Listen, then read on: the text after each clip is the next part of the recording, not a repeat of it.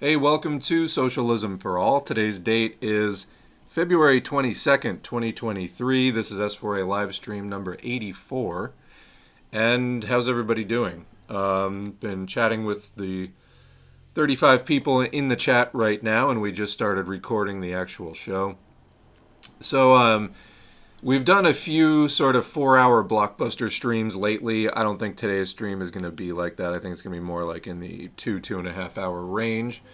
I didn't go crazy on the articles that I pulled for today's show. We're going to be talking about the two quote anti-war rallies, one of which is just a right-wing rally just happened. We'll be covering a bit about what happened when the Libertarian Party held a rally, and of course, Nazis showed up. Which, if people aren't aware of the libertarian to fascist pipeline by this point, I don't know where you've been. And if that's something new to you, maybe refrain from commenting until you're a little bit more up to speed, because that is a very well established thing. And at this point, the libertarian to fascist pipeline is the pipeline has shrunk to almost nothing at this point. It's just a doorway. On one side are they've completely commingled at this point.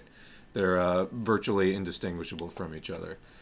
So when you get a rally, strangely enough, in quotes, neo-Nazis show up. So we're going to talk about that and some of the links of people like Matthew Heimbach, who showed up, links to Caleb Maupin and things like that. Whole lot of mixing going on over there.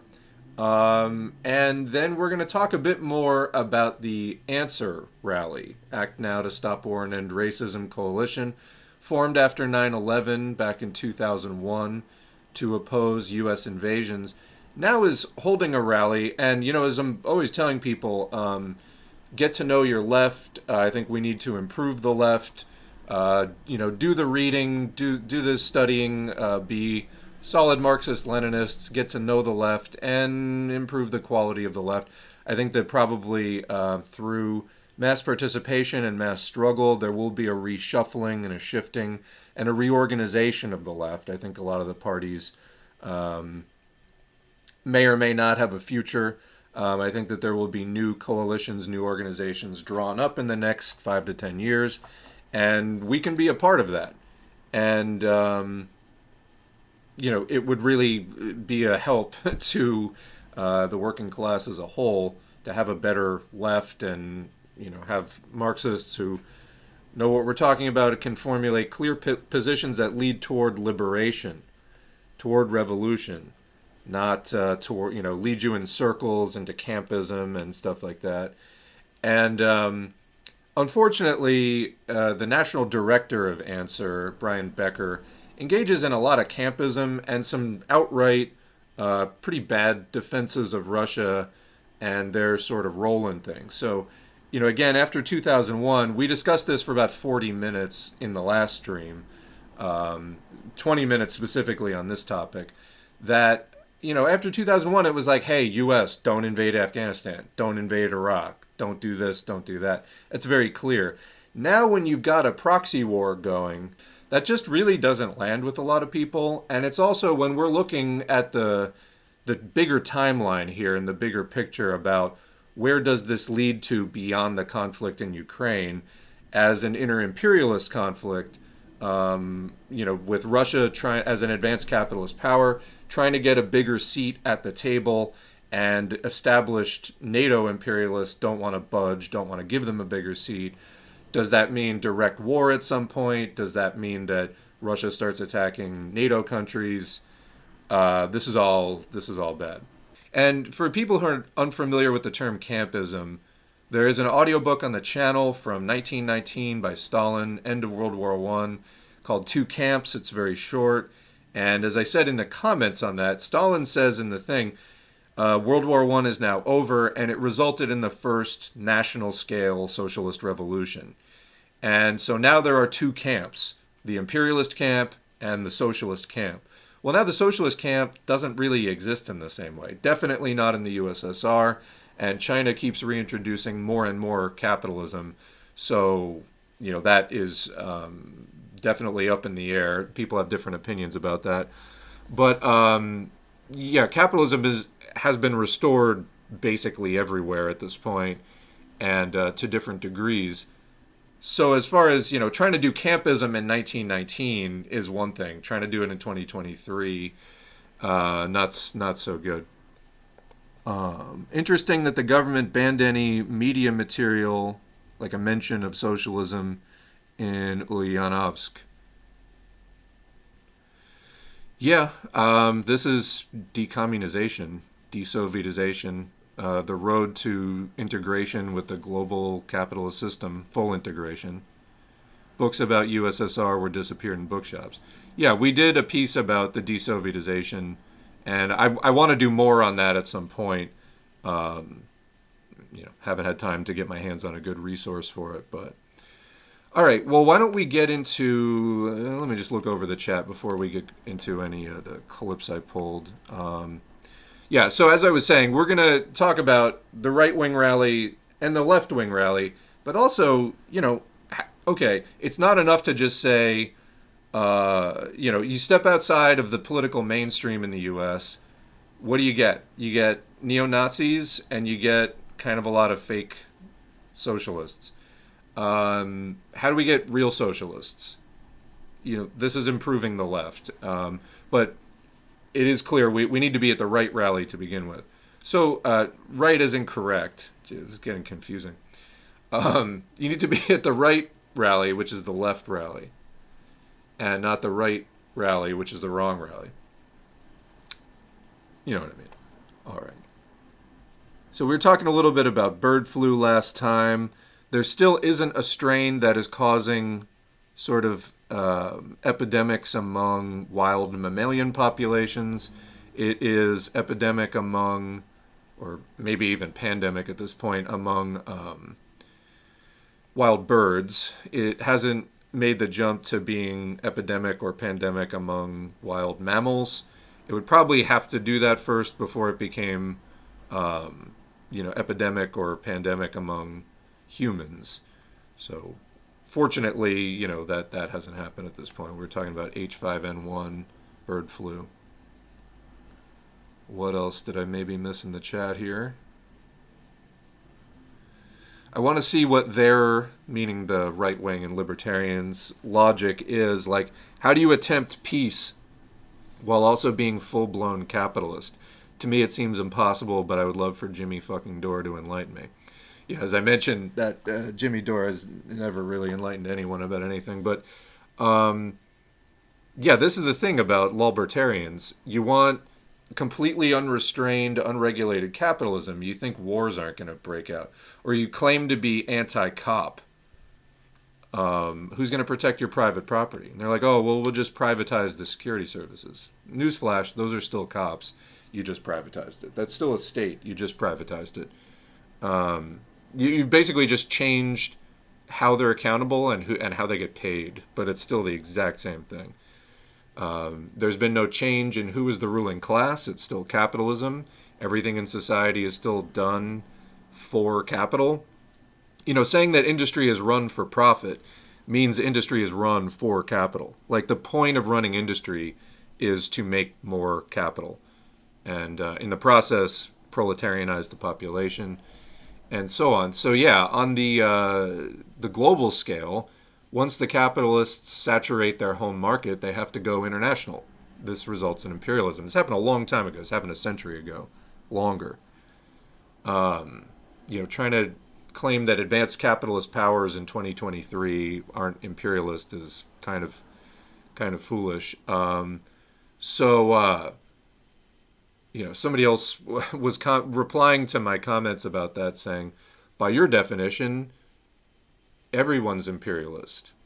I mean, we're living in 2023, a world of advanced capitalism in which capital is exported, and yeah, imperialism is very advanced at this point. I don't know why that, for a PSL member, was a hard thing to understand, but they didn't seem to get it. But yeah, libertarians, it's pure idealism when they say that they're anti-war or anti-cop, because the system that they're for materially requires both things. You can't have capitalism without those things, let alone the kind of nightmare deregulated, everything is privatized capitalism that they have.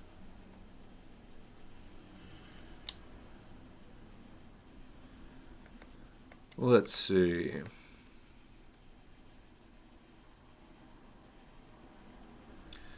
Somebody says, I've taken a step back from watching a lot of PSL stuff since there's a shit ton of campism and just repetitive stories. It's something the party needs to work on.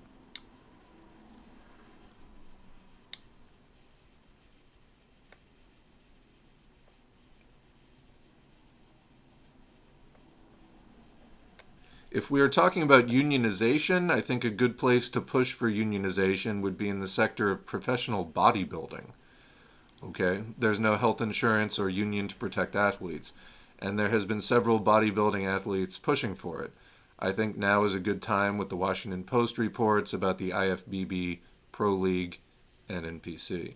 Well, we have a number of texts on the channel about how to unionize, how to form a workplace union. Several of these are from the IWW, which has kind of a DIY approach. You know, different unions work differently in their approach to unionizing. Actually, getting a union going in a workplace, if you've ever wondered how it's done, check out some of these organizing manuals that are on the channel, because they'll walk you through the process. It can take months, even years, to get something set up. Sometimes union activists go into a workplace deliberately with an eye to unionizing it. This is called salting. It's when you go in basically to organize it. But you can't do it in a day or a week. It takes multiple months at the very minimum. It's kind of like, you got to size up the entire workplace and identify who might be sympathetic and do social mapping. There's all kinds of things that you need to do. Now, in something like professional bodybuilding, I don't really know the structure of that industry, so I don't really know. I wouldn't be a great person to talk to about how, on a practical level, you would go about that, because you've got to diagram how does the industry work, where do the people who would be unionizing, the people who would be in the collective bargaining units, or I feel like from what little I do know about it, what you'd end up with is more like a professional association, because are they working for a specific employer? Because that's kind of the union model. So I don't know. Anyway, but like I said, I don't know, so I'm not going to spend a lot of time talking about it. But there are organizing manuals on the channel for people who are interested in the nuts and bolts, the how-to of starting a union. It's not easy. It takes a lot of people skills. It takes almost like some James Bond skills, as far as like not being overheard by the boss and knowing which hallways to talk to people in. And it's, if you like that kind of stuff, you'd love being a union activist, because there's a lot of it. Very kind of cloak and dagger in a way, because there's a long period of time before you go public, and you got to lay a lot of groundwork in private, build your organizing committee, because if the powers that be, whoever the interest that's opposing you catches wind of it, they're obviously going to try to stamp it out. Now, you have a legal right to organize in the United States, so you legally can't be fired for trying to organize. That doesn't stop like dozens of employers like all the time from constantly firing people for that very reason. What typically happens in that case is the National Labor Relations Board, if the fired workers appeal to them and say, hey, this was an unfair labor practice, I got wrongfully terminated, this violates my right to unionize. A lot of times the employer is going to be like, oh no, it's because they didn't show up to work one day. But, if you can make the case that it was actually, and demonstrate with evidence that it was actually because of the fact that you were a union activist, or you were trying to organize a union, a lot of times what happens is people get back pay for the wrongful firing for like the entire time between the firing and whenever the hearing is. A lot of times it's over a year, so like between a year or two, people can end up with back pay in that situation. So anyway, we talk about that a lot more, but I'm not sure how that would work with bodybuilders. Not saying it couldn't, but I'm not sure.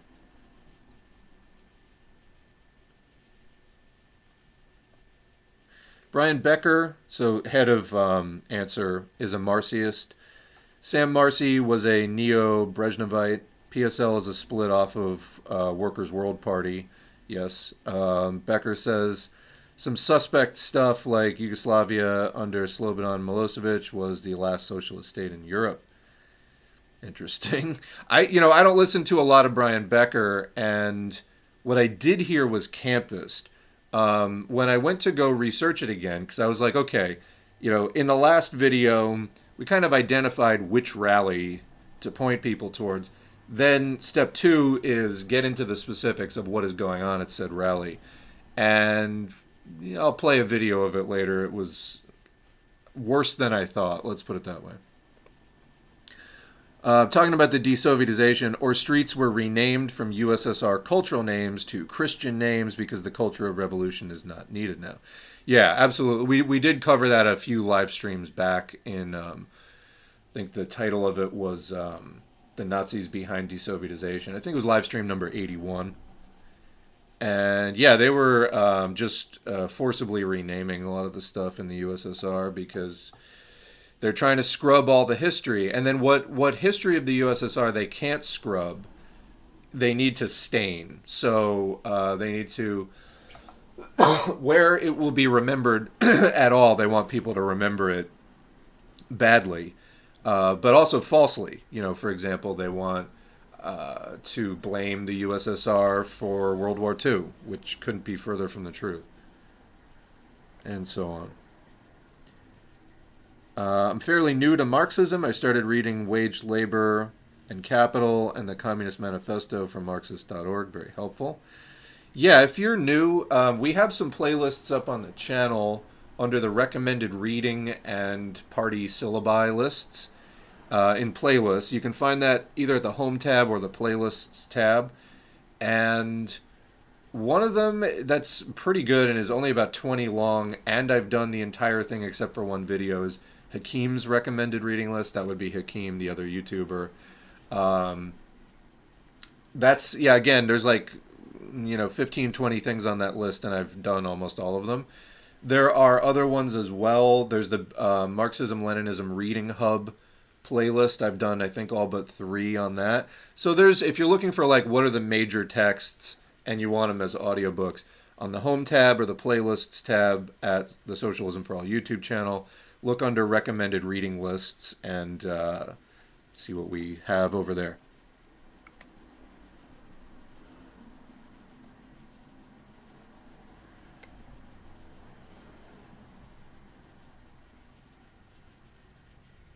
Can you use self-defense on private security? Food for thought. I'm not up to speed on all the laws of how your rights against police differ from your rights against private security, etc. I'm not sure. I do know there are certain things like U.S. law grants.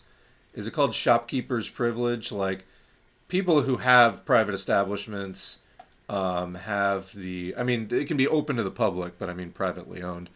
They have the right to detain people they suspect of shoplifting and things like that. It's rather broad powers, to be honest. But anyway, for further reading, I guess somebody could start looking at something like that. Anyone got that meme of libertarian statism versus anarcho-capitalist society, which is just rebranded statism? Yeah, I mean, you haven't actually abolished the state, you've just privatized it, that's it. The state is a product of class society. Just to clarify for people, what is the state? It's a product of class society. What is class society? Class society is a situation that basically arose after human industry. I mean, there's a number of factors. So prior to class society, that's maybe the easiest way. When were things not class society?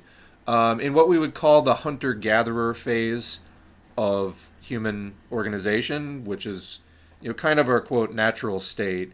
In other words, it's the state that all other animals basically exist in, which is, hunting and gathering to subsist, not really having much of a surplus, and engaging in very minimal agriculture where there is any agriculture.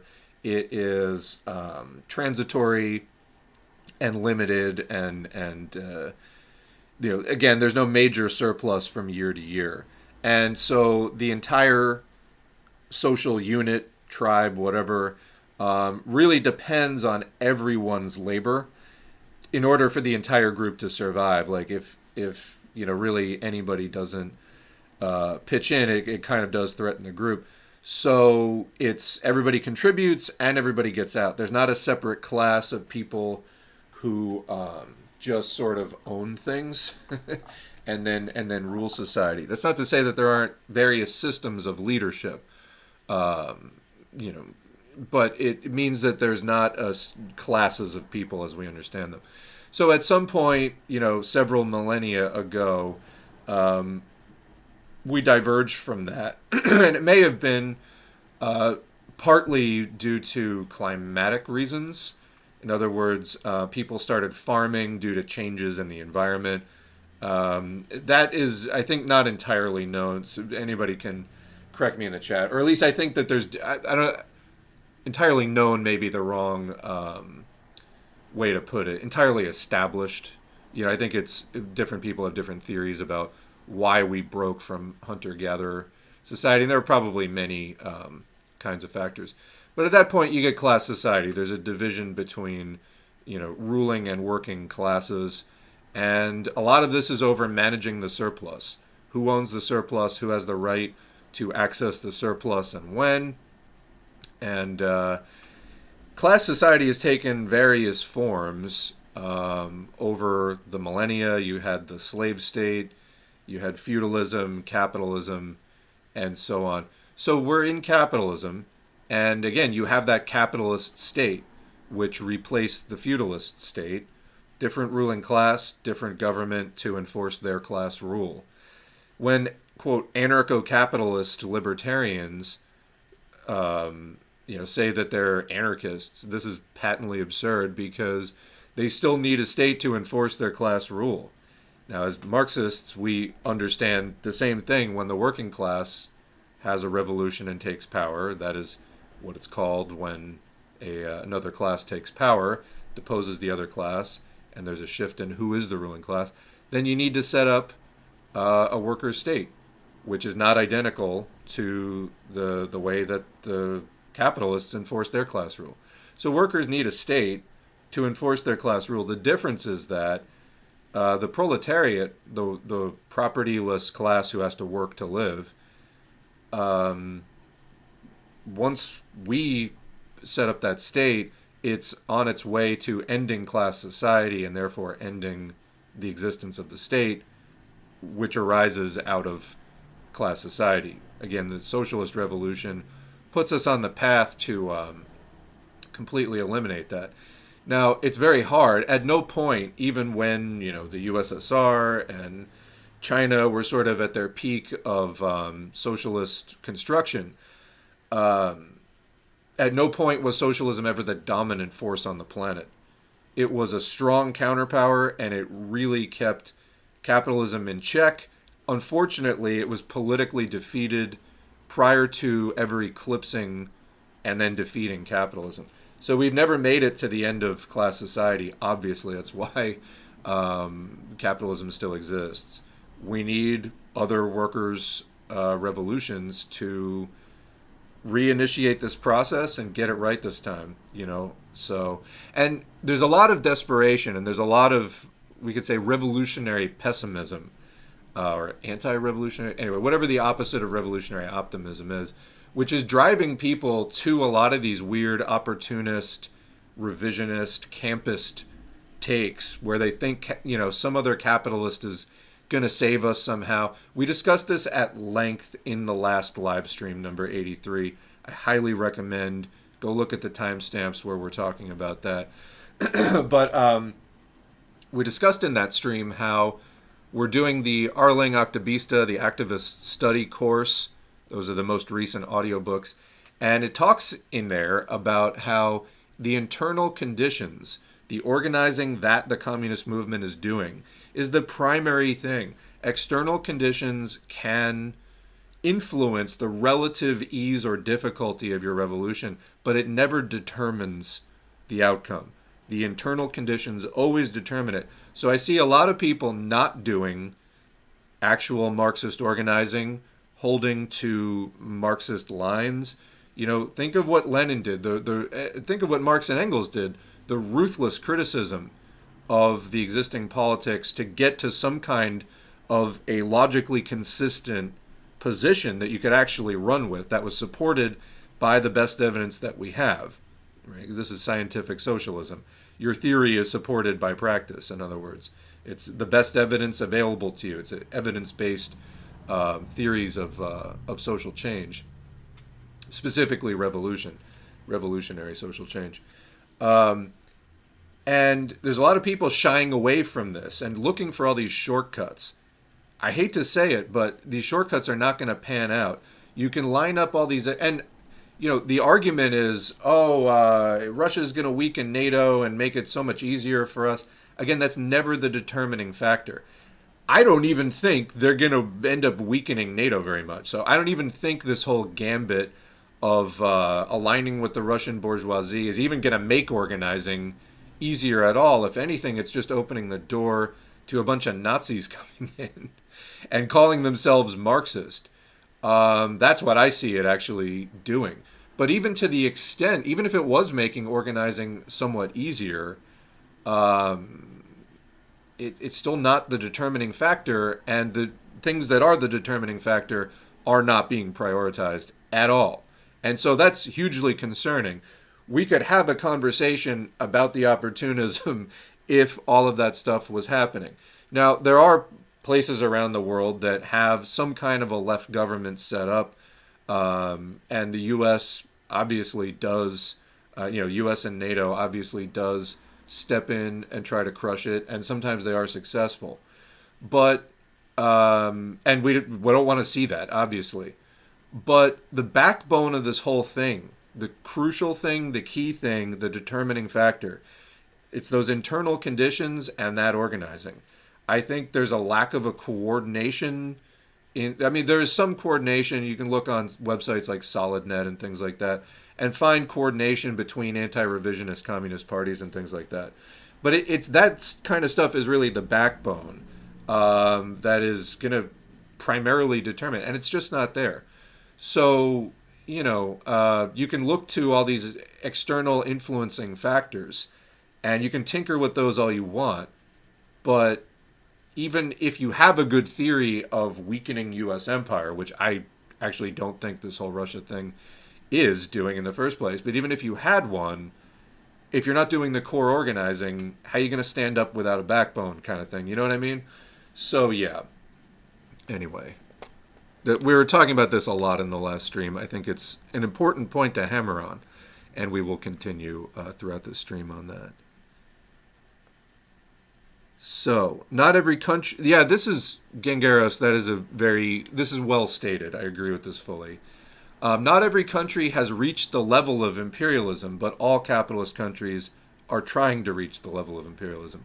In other words, historical development moves in one direction, primarily. You can have counter-revolutions that, try to tear down socialism. For example, you can have, feudal counter-revolutions against capitalism, and so on. But in general, historical development moves in one direction, past to future. And that entails this progression, which was identified by Marx and Engels throughout history. And so capitalism goes through various stages, and Lenin wrote a book about this called Imperialism, the Highest Stage of Capitalism. When capitalism first comes up, it is the Wild West. You're coming out of feudalism, so that's sort of the default baseline of society, and the capitalists are making changes to that society. At first, capital is not very consolidated, and there's a factory here, there's a factory there, they're all owned by different people. As time goes on and the capitalists change society, because the class composition does change, the various working classes become proletarians. This is just due to the functioning of capitalism. And capital consolidates into fewer and fewer hands. As this goes, and as they consolidate their power, it reaches a higher level. It's not the Wild West capitalism or ascendant capitalism anymore, where the capitalists are claiming to be the freedom fighters overthrowing feudalism. No, at this stage, feudalism is long gone, and, well, except to the extent that the capitalists keep some of the feudal reactionaries in their back pocket when they need to use them against us, the proletarians, who they need to exploit as part of capitalism. You know, they can't have that revolution going on into socialism. They need to anchor it back into feudal reaction somehow, while keeping themselves the dominant ruling class. Capitalists do. So capitalism at some point becomes consolidated, where the richest people are hugely rich. They're sitting on each other's boards, and as a class, they have met so many of their objectives. Things are merging. Also, the financial capitalists, who make money off of charging interest and things like that, and the industrial capitalists, who make money off of producing products while exploiting labor and selling those, become merged, because the industrial capitalists need loans to finance their operations. At some point, this merges into what's called finance capital. And beyond this, looking to the government, the military-industrial complex starts to form. It doesn't form due to just a conspiracy of certain nefarious capitalists. It forms due to the overall conspiracy, I guess you could say. But it's really the overall class agreement of the capitalists, who, in a loose way, you could say, are in a conspiracy to exploit the working class. That's their material interest to do. And they have to do all kinds of horrible things to do that. And they are a tiny minority of the population. But anyway, it's their class interest, the capitalists. They say, what do we need to do to keep our system running? What's in our class's interest? And so this military-industrial complex forms, where the funding is all tied together and the decisions are all tied together. And various other things. Lenin laid out the characteristics of imperialism in that work. If you'd like to see more about this, Marxist Paul has a video, Is Russia Anti-Imperialist?, in which these characteristics are laid out. Prolocult, also for Peace in Ukraine, has a video about this. And Politsturm, another video, Is Russia Imperialist?, laying out what are the characteristics of imperialism as advanced capitalism. And specifically in that case, does Russia meet them? Yes, Russia, like most other advanced capitalist powers, meets them, and is trying for a bigger seat at the table, wants a bigger cut of the right to exploit the world. That's what all capitalists want. So yeah, all capitalist countries are trying to reach the level of imperialism. I almost feel like trying is overstating it. Successful, I mean, you could say all capitalists are trying to be successful. What does that entail? It implies this progression, like this exact progression. But it's not even so much that they're trying, it's just the natural outcome of the logic of how capital consolidates and the things that the capitalist class needs to do in society in enforcing their class rule and overseeing that this process goes to fruition, that it necessarily becomes imperialism. So as Marxist-Leninists, we understand that. Anyway, we've talked about this at length. But yeah, not every capitalist country has reached that level where it's exporting capital and its capitalism is spilling over into the exploitation of other countries. But any large, advanced, successful capitalist bloc is absolutely going to end up there. That's just simply where it ends up. And for the most part. And so that is what we see now. Russia used to be socialist. It fell back one notch on the mode of production chain. It's capitalist. But I mean, is it advanced capitalist? Yes, it went through 10 years of chaos in the 90s. But it has since stabilized, and it's trying to be taken seriously as a major capitalist. And again, what is a major advanced capitalist? That's imperialism. That's the Marxist-Leninist understanding of imperialism. All right. Politicians and taxes, as if no other problems exist. I have too many stupid libertarians in my life at the moment, and it's hilarious. These people I find are very, very hard to educate. Very hard. That's like a defining thing I think about libertarians. They're like borderline ineducable. Most people, can, well, because as I was saying before, it's like having an ideology of liberation without any class analysis. So it's like libertarians we're for liberty, we're for freedom, but leave capitalism in place. Hey, don't touch the capitalism. Wait a minute. Like, all of these things stem out of capitalism. How are you going to have liberation while keeping capitalism? It's because it's a reactionary, petty bourgeois ideology, common with, most strains of fascism. Once you've reached the stage of imperialism and the big monopoly capitalists are dominating everything, the petty bourgeoisie can't get traction. They've been ruined. They can't, go get rich and live the American dream anymore. And to them, that's freedom. So they're trying to go back to this earlier stage of capitalism, and they can't do it. So it's futile, but they can be very violent in the process.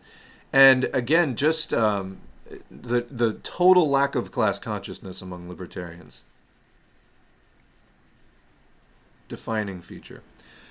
I think in some close future world, there will only be several large empires. Why? Because small countries cannot be opponents to large countries. Yeah, I mean, they can't politically or economically oppose them.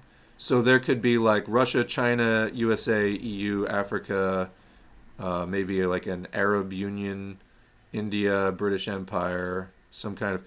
Yeah, to be honest, I thought maybe there would even be fewer entries in that list, as there's usually only kind of 2 or 3, maybe 4, major ones at a time. I mean, you can see that it shifts throughout time as various factions rise and fall in power and wealth. But yeah, I mean, this is the way of capitalism. This is why. So what's different about socialism, in other words? How does socialism propose liberation from all this? The key concept here, social revolution. When I said before, revolution, change in who is the working class. When capitalists are taken out of power and proletarians, led by the proletarian party, take power, we're able to remake society in our class interests. That is, abolishing bourgeois private property, and so on from there, doing things that are in our class interests, running industry not for profit, not for capital, but running it for use, for us, for our needs, to meet human needs, the needs of the proletariat. So, in capitalism, everything revolves around the capitalists, their interests, what they want, the state that they set up to enforce what they want, the industry that they privately own and they have armies of police to defend, etc. Well, social revolution changes all of that. So this is the key thing you need to understand if you're new to Marxism, is the whole question of who is the ruling class is the deciding thing between capitalism and socialism. It's not just a matter of like USA bad or who's the lesser evil or anything like that. It's whose class interests are dominant in the society. And that is reflected in, who has state power. And so on. Anyway, let's keep moving.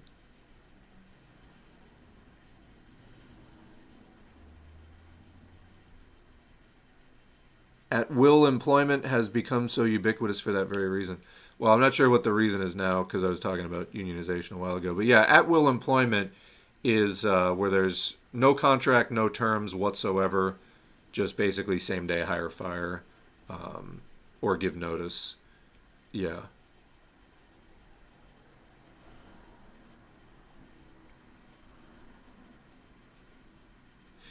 Yeah, so there is a sort of way to strike. It's not exactly striking, but it is an industrial action. It's a labor action.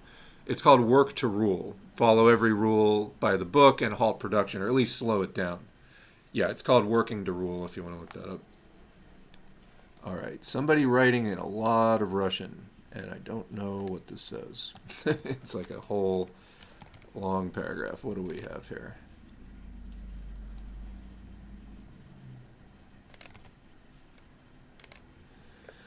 What do we have? The party of Lenin, the power of the people, leads us to the triumph of communism and the victory of the immortal ideas of communism. We see the future of our country and the red banner of the glorious fatherland we will always be. Yeah. Well, welcome. How does everyone feel about managers? That's a pretty broad question. Can they be proletarian? So managers, if they are employees, like they can be hired and fired, then they are proletarian. However, they are petty bourgeois in their consciousness because, so the relationship to the means of production is key.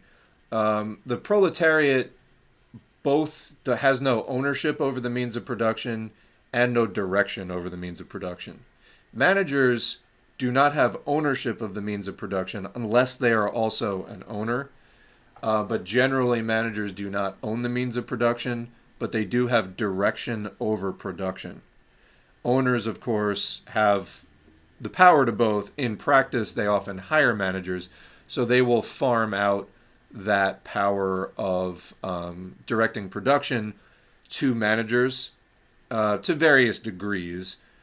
So that's kind of the difference. So you have the bourgeoisie owning things, so owning the means of production and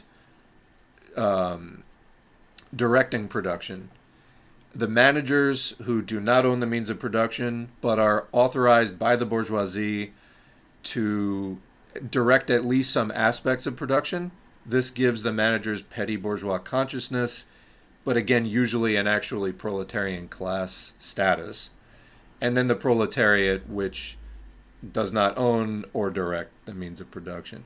So I've recently been promoted to general manager at the store, and I'm having trouble reconciling some of my responsibilities with my beliefs. Yeah, so you're in the position of being a proletarian. They can hire and fire you, and you can't say no. But you're asked to be an agent of the bourgeoisie. You're an agent of the boss. So, yeah, you're being asked to be a proletarian but have petty bourgeois ideology or like a petty bourgeois consciousness. So, yeah, that's why you're feeling, that's a contradiction. That's why you're feeling that, for sure.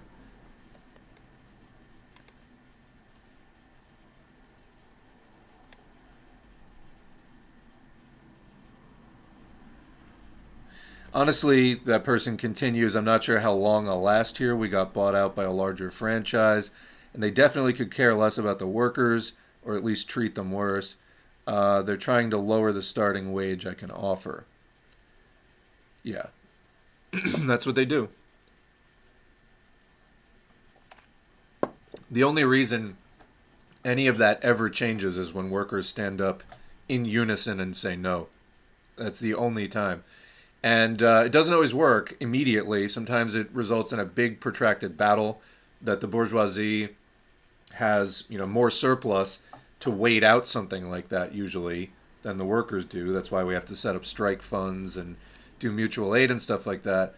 But yeah, then it comes down to just who can wait it out for longer. And also in the U.S., it's different from like in Europe. The labor laws in Europe are much, much better. It's still capitalism. I'm just saying, like, when you're engaging in class struggle, it is significantly more difficult in the USA because they can hire replacement workers, which are technically called temporary replacement workers, but in practice, they can work indefinitely as replacements, even though they're called temporary. In a lot of other countries, that doesn't fly. The capitalist is more constrained in the way that they can wage their side of the class war. I mean, every capitalist country sets some rules of engagement for class war. Obviously, it's the capitalist state setting those, And whose interest does that serve? The class interest of the capitalists. So, of course, they're never going to set the terms of the struggle in a way that they think that they can actually lose all power and there would be a socialist revolution. But different different capitalist groupings set up the rules of engagement for class struggle differently. And in Europe, compared to the U.S., just look at the labor law. They're a lot more constrained, the capitalists are, in what they can do. I mean, workers obviously have limits on what we can legally do either way, but in the U.S., it's insane. Almost every kind of significant industrial action is illegal. And meanwhile, the capitalists have virtually no limits on what they can do, and it's still legal. So, when we talk about, as Marxists, making full use of our democratic rights and expanding them where revolution is not imminently possible, in order to make revolution imminently possible, the only time that fighting for democratic rights under capitalism becomes reactionary, this is per Lenin, is when you're fighting for democratic rights under capitalism versus taking action on the imminent possibility of revolution. Well, in the U.S., we do not have the imminent possibility of revolution as something we're working and organizing and educating and agitating long-term towards at this point. Though I hope it's not too long-term, if you know what I mean. So yeah, where that is not imminently possible, then you struggle for the democratic rights that you can get. But this kind of goes back to before. It's like the external factors and the internal factors. You can't just like set up the best conditions. You can set up the best conditions all day long. But if you don't, it's sort of like building a track for your race car. If you spend the entire time just working on the track to get, the asphalt absolutely as smooth as it can possibly be, and it's tilted just so, and you set up barricades to get the wind filtered out, but then you don't build the car, well, that track is not going to mean a whole lot. So this is like, you'll see CPUSA, which is pretty brazenly revisionist in their calls, just their orientation towards the Democratic Party, let's put it that way. Which is, working with the Democratic Party is a hopeless strategy. But as far as trying to assert our democratic rights and struggling to expand them in service of the class war and in service of the movement toward revolution, that's a good thing. But if you're not doing that whole movement toward revolution thing, that's kind of the thing. When you're just talking about the democratic rights, congrats, you're a SOCDEM. Social democrats are people who want to keep that, quote, democracy, i.e. capitalism, in place, but just give some social aspects to it. Well, the differentiation there is we don't just struggle for the democratic rights.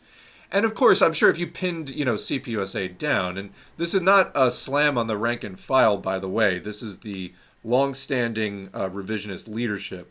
Most of the people I talk to in the rank and file are, listeners of this channel, perfectly good comrades, and sincerely believe in and want to see the growth of the Marxist movement. The problem with CPUSA is the leadership, which has for decades now been deeply revisionist.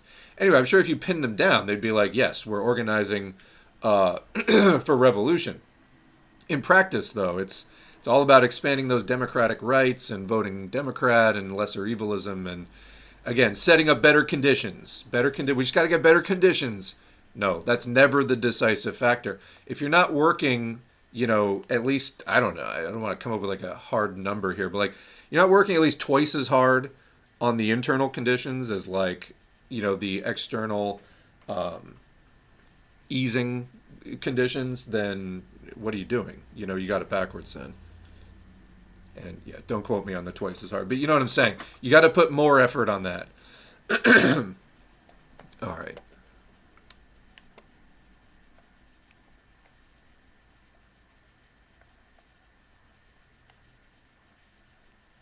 On the topic of societal shift, I'm currently reading The Origin of Capitalism. I'm not familiar who wrote that. Let's put it on the list. I can't even tell you how many things are on the list at this point. Is part of the reason socialism hasn't been successful because it needs to be a global effort. Excuse me. Wednesday, I just cannot clear my throat. It needs to be a global effort, especially since capitalism is global. Yes, I mean, there needs to be a growing wave of revolution that sweeps the world. If it starts to stagnate, I contend it's just a matter of time before it actually contracts, which is exactly what we saw after World War II. Now, there's different reasons for that. The revisionism within the Soviet Union leadership is maybe a reason for that. Revisionism in China, again, another reason for that. This is like in the second half of the 20th century after World War II, there was a lot of stagnation and then eventually counter-revolution. So yeah, that wave of revolution needs to keep moving forward. If it doesn't keep moving forward, that kind of means capital is effectively repelling it. It could mean that capitalism is just, the forces of capital are just that strong, that organized, and pushing back that hard on you. It can also mean you aren't pushing hard enough. I mean, the bottom line is you're not pushing hard enough. The forces of social revolution are not pushing hard enough because capitalism is outdoing you. The effort that they're putting in is outdoing you. In terms of the absolute amount, it could be that you have, revisionist leadership of the global communist movement that is not challenging capitalism in the effective ways and putting the right quantity, not just the correct quantitative or qualitative strategy, but quantitatively going at it the way that it needs to be. I mean, that said, if we survive all of the environmental stuff that is going on right now, I think it is a matter of time. Given that, I mean, if there is a consistent push towards organizing, I really hesitate to say socialism is inevitable, because it's not inevitable in the sense of if we do nothing, it will happen on its own. That's not true. No matter how weak, how unstable capitalism gets, it still has to be pushed. It's not going to just go down on its own. So there always has to be some effort. I do believe that's eventually going to happen. I do believe that the proletariat globally, even the labor aristocracies of the U.S. and EU, etc., even that won't be able to sustain itself and get all the buy-in that has kind of clogged up. I mean, Marx and Engels thought that the most advanced capitalist countries would be the first to have socialist revolutions. And so far that has not happened in a single case. And where it's happened instead is more around the periphery of that, imperial core, as they say now. Now, there are different theories on that. I had an anarchist telling me that the USSR and China, etc., were actually bourgeois revolutions in disguise, and that's why. And there's never, been a socialist revolution. I disagree with that. But yeah, the bottom line is the idea that the most advanced capitalist countries would have socialist revolutions first. Well, they haven't yet. And so, we still haven't figured out what is the missing piece. The capitalists in the imperial core, the imperialists you might say, have used many strategies to get buy-in and class collaboration from the proletariat of their countries, in England, in France, in the United States, etc. United States especially, used all kinds of strategies to co-opt various working people's interests and get them invested in the American expansionist United States project. After the Civil War, we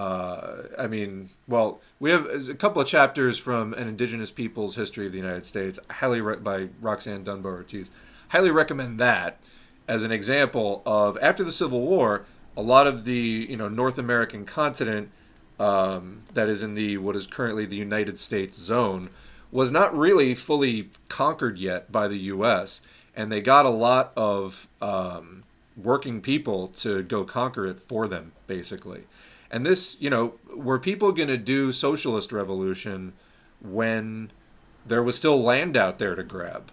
Well, this was a way that they got buy-in, and they diverted people away from, some of the more revolutionary interests, etc.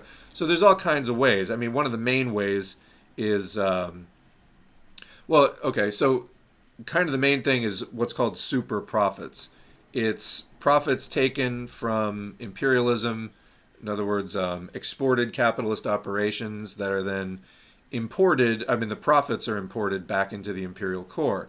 And so the imperialists use those heightened standards of living, those spoils of empire, to buy off the domestic working class. This is like super profits and creating social chauvinists and getting buy-in from the working class for the imperial project because of that enhanced standard of living. In the United States, you had it kind of all happening under one roof because it was unconquered territory. I mean, there were people living there, indigenous people, who just were not recognized by the Europeans as like having, valid governments or even people. So, that was, of course, it's so insane that this happened. It's like every time I start to talk about that, my mind boggles a bit.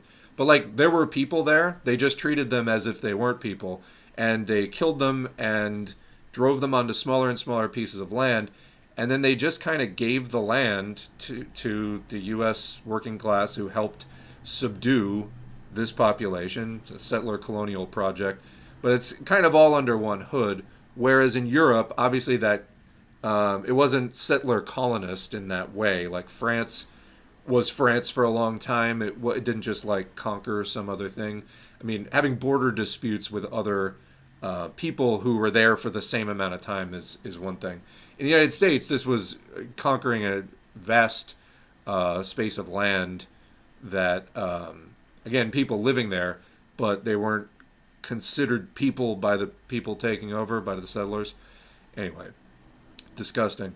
But these are the various ways that they get buy-in for this. So we're still stuck. We have not found the missing link. What causes social revolution in the first world? Marx and Engels thought it would just simply be the workers realize the system isn't in their interests and then organize for revolution. That isn't what happened. And we still don't know what is the missing piece.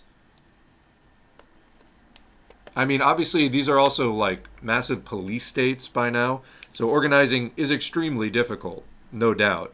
But nothing is going to happen without that organizing, no matter how difficult it may be. That's still the key ingredient.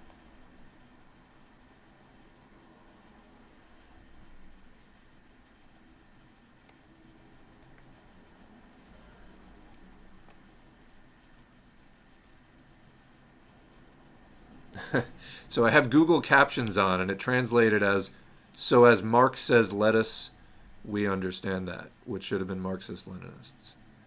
Marx said lettucists. With your potatoes, lettuce. This is key. Actually, no, lettuce is, lettuce is a fine vegetable. I mean, if you want to grow it yourself, that's well and good. The importation of lettuce, or the exporting of lettuce from one place to another, lettuce is, anyone who's handled it can tell you, a very delicate thing. I mean, there's different kinds of lettuce. You may know iceberg lettuce, which is virtually devoid of nutritional value. It's just kind of fiber, pale green fiber. But it's very wet. It holds a lot of water. The darker lettuces, which are better for you, they're also unfortunately more expensive.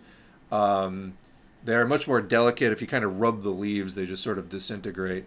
But anyway, they hold a lot of water. Like if you put a head of lettuce in a dehydrator, you would not have a ton of fiber left over. Like most of that thing is water. Most of that plant is water. And I mean, it's true of a lot of plants. They can be up to like 90% water. Not unlike the human body. Anyway, the point being, when different countries export their vegetables. They are also, and especially things like lettuce, they are exporting their fresh water. So this is kind of a crisis in India where it's like the fresh water is going to the vegetables and then it leaves. It gets shipped to places like England and so on. Of course, California as well, massive growers of produce, and same thing, water crisis. It's going into these foods and then getting shipped thousands of miles away, and there goes the water with it. So anyway, something to keep in mind as you read things about water wars in the future. January 6th is a good lesson in class unconsciousness. Well, I mean, I think it's a pretty... MAGA, it seems to be primarily petty bourgeois, but like actual petty bourgeoisie. Not... There are some proletarians with petty bourgeois consciousness in there, but there's a lot of just flat out petty bourgeoisie. Anyway, libertarians, small capitalists, in other words. Libertarians storm the Capitol building. Aesthetically seems like a revolutionary act seizing centers of power, but for what? To make sure the Republicans hold office, a bourgeois party. Their, quote, revolution changes nothing and preserves the capitalist status quo. Yeah, I mean, so all of these attempts to, like, do these, like, ridiculous meme ideologies of MAGA communism or whatever, it's absurd. MAGA isn't a proletarian thing in the first place. MAGA, first of all, is just a slogan of Donald Trump's election campaign. To the extent that it became a movement, it was kind of just a rebranding of the Tea Party, which was a rebranding of the various... it was a rebranding and consolidation of the various super patriot, ultra-reactionary, John Birchers and Sovereign Citizens, and all the other proto-fascists that have been scattered across the U.S. countryside, talking to each other on shortwave radio.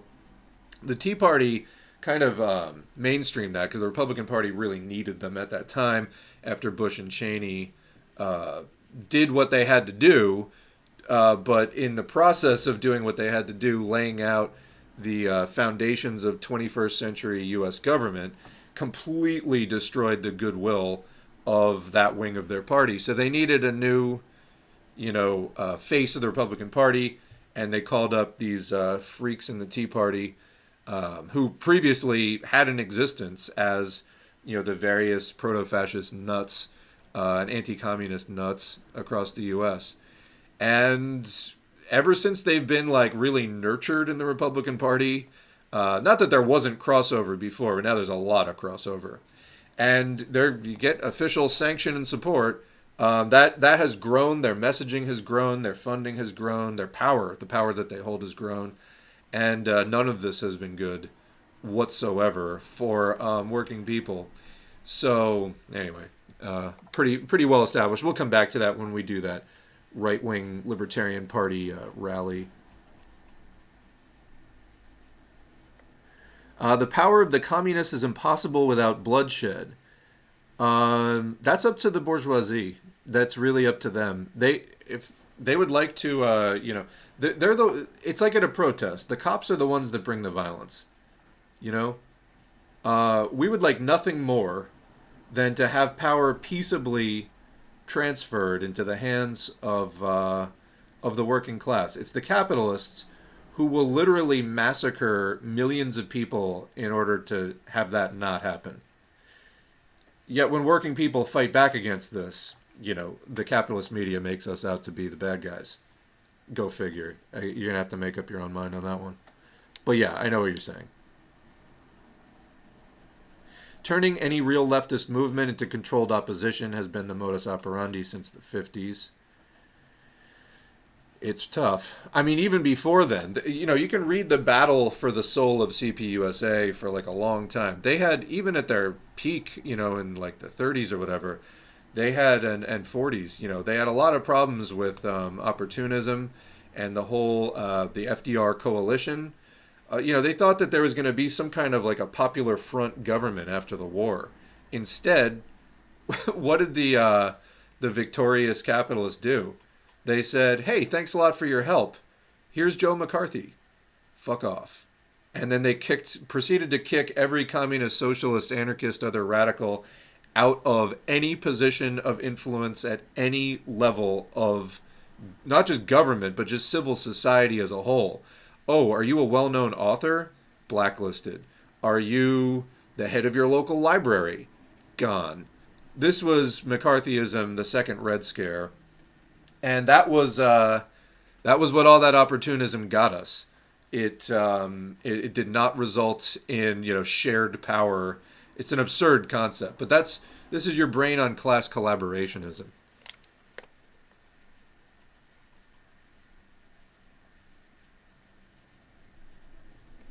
So the person who became a manager said, "I'm definitely reaching the end of my rope, but it's nice to have a more livable paycheck. Isn't it always? I think I'm a pretty laid-back guy, and I do what I can to make conditions easier for my crew.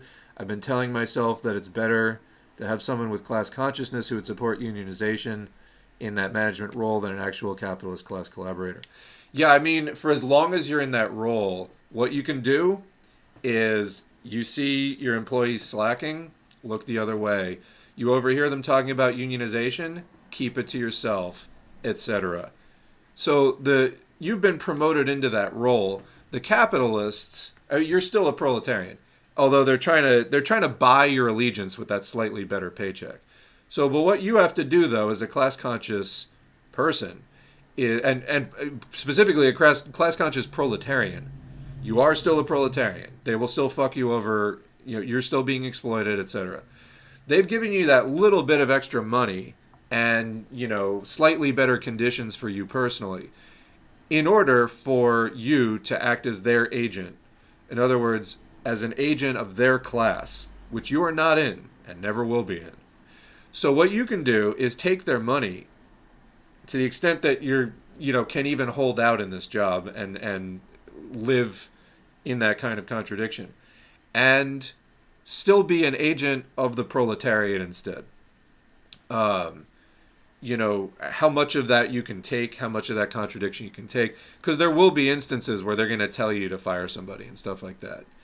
But yeah, to the extent that you're in that role, you can still try to advance the interests of your actual class.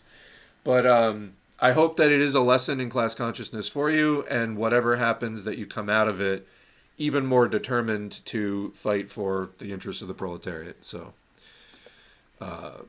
hang in there, and don't let it tear your life apart. But I hope that I hope you remember what class you're actually in.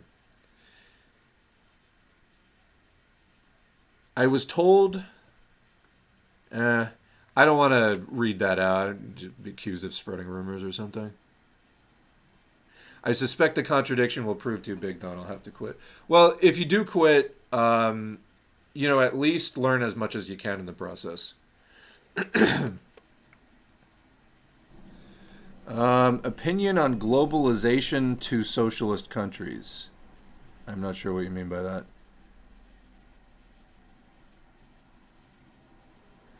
I'm not even going to really touch that. I would watch, or let me say my answer to that question, not anonymous. Luna Oi has a video called "Is Vietnam Socialist?" I would recommend looking at that because, so you may have noticed that some of the clothes that you can buy in the United States say "Made in Vietnam."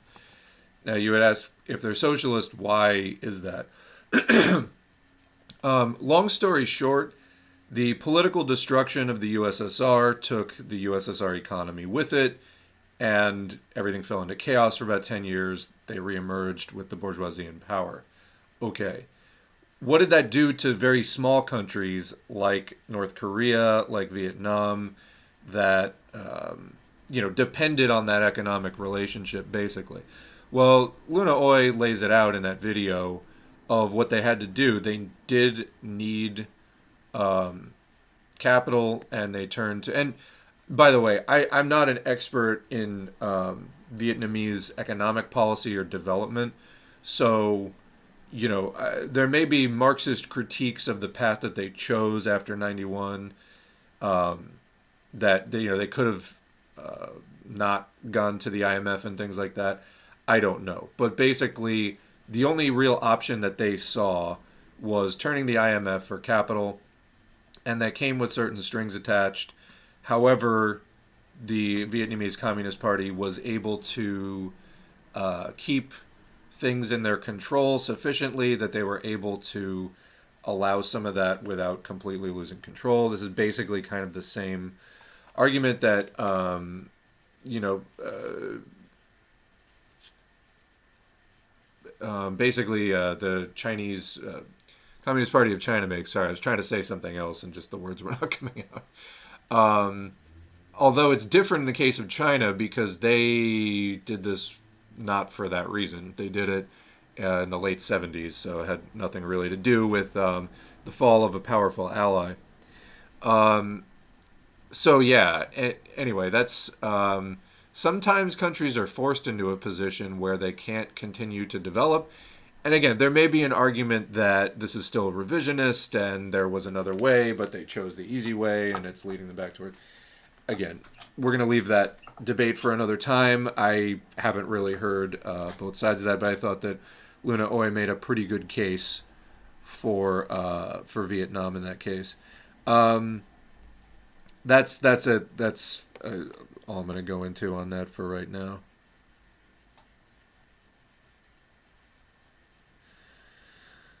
Is joining a group like DSA or the Green Party to co-opt and steer their membership to better orgs entryism? So, no. And as far as, we talk about DSA and the Greens in a similar light, but I would still not characterize my advocacy in that particular light. So, is joining them to steer people to better organizations, which I don't specifically recommend that. I think if you're going to join a group like that, it should be to get to know your local left, to network with people, and participate in the better aspects of what that organization is doing and fight against the worse aspects of what that organization is doing. If eventually you want to leave again, that happens all the time, whether you're in for 6 months or a year or 2 years, whatever. You get to know some people, they get to know you. Hopefully you advance your class consciousness. Maybe you do some useful practical projects in your community, etc. Entryism, though, this is a tactic where one org joins another org en masse with the intention of taking it over. So, I mean, here at this channel, we're not an organization. I'm literally just telling people, get involved in your local left, whatever it may be.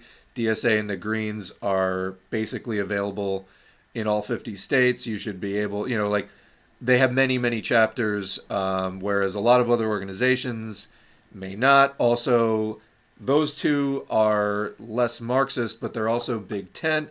So people can find their way to other stuff from there. I can't be sitting here and trying to hold people's hands.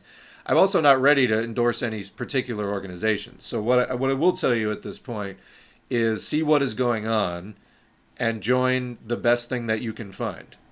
Okay, that's, I think, should not be super controversial advice. I don't see that there's one particular organization that I'll say, yes, go join that. It's great. It's going to be leading the revolution. I don't think that we have that party. I think that we may get that party after a lot more struggle and a lot of people figure out what is right and wrong about the existing parties and organizations that we have. Okay. What does that look like exactly? I don't know. I don't have a crystal ball. But I think maybe the formation of a left coalition, some reorganization of groups, splits and then regroupings, whatever. Anyway, entryism is a tactic common to Trotskyist groups where they will have a group, like the Trotskyist party of whatever, and they will, all 20 of them or 30 or 40 of them, will go join another group, and oops, we're the majority now. That is kind of typical entryism. But no, DSA and the Greens are mass membership, like big tent groups. I think DSA actually has a clause that you're not allowed to be in another party or organization that practices democratic centralism, which is curious, but it is what it is. It's not going to really, like half of the people, this is something also you need to realize. if you actually get out there in the real world, half of the people who are, quote, in orgs, depending on the strictness of the organization, may or may not actually be dues-paying members. I feel like most of the people that I met in, quote, in various organizations weren't even necessarily formal members. They just showed up to everything and, like, helped out. So, I mean, technically the name for that is a fellow traveler. Somebody who's not a member but is, sort of always around and aligned and etc. But, yeah, anyway, I think it's funny DSA tries to bar bar people from being dual carders in DemCent organizations. But they're never really going to know, are they? No, don't lie to DSA people. I wouldn't say that. But anyway, no, so telling people to get involved in their local left is not entryism. If I sound like I'm getting defensive over this, sincerely, I'm not doing this. Like, for example, Infracell, they were doing an entryist strategy for a while. They were specifically telling people, join CPUSA to take it over. Now, that's a YouTube channel, although I think he also had a Discord server. That is really more entryism. You're, like, explicitly trying to take it over. As far as political parties and organizations that are open to socialists, this is a YouTube channel where we have discussion and we read theory and history books. We're an open community of Marxists. I'm just telling people to get involved in their local left, whatever it may be. So it's more entryism where an organization targets another organization. Butter lettuce superiority, or bib lettuce, or on and on. Romaine, even romaine.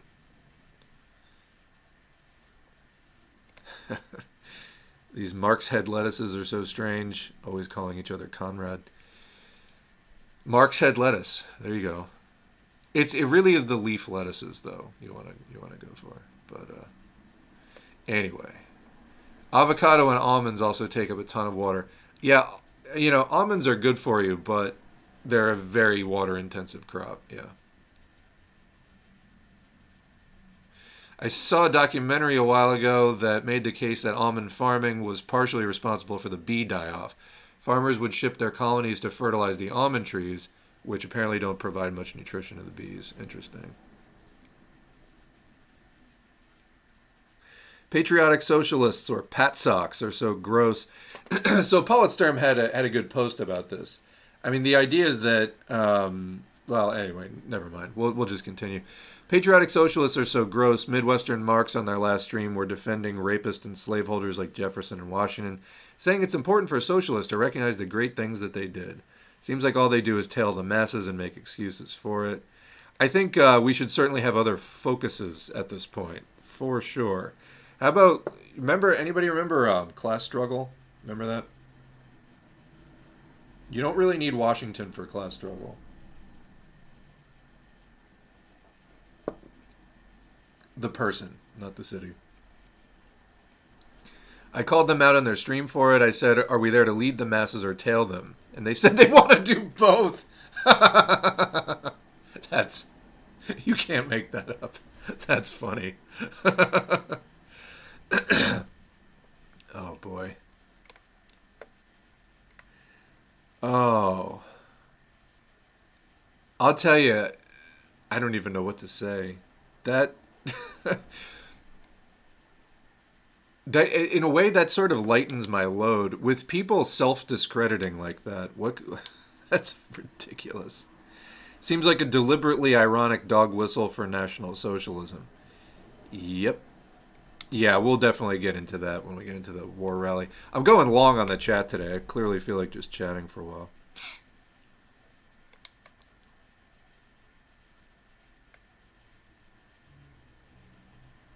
Happy Oligarchs Day for all U.S. citizens. I'm not asking about entryism as a criticism of you. No, I know you're not. I just, I'm preemptively rehearsing my defenses.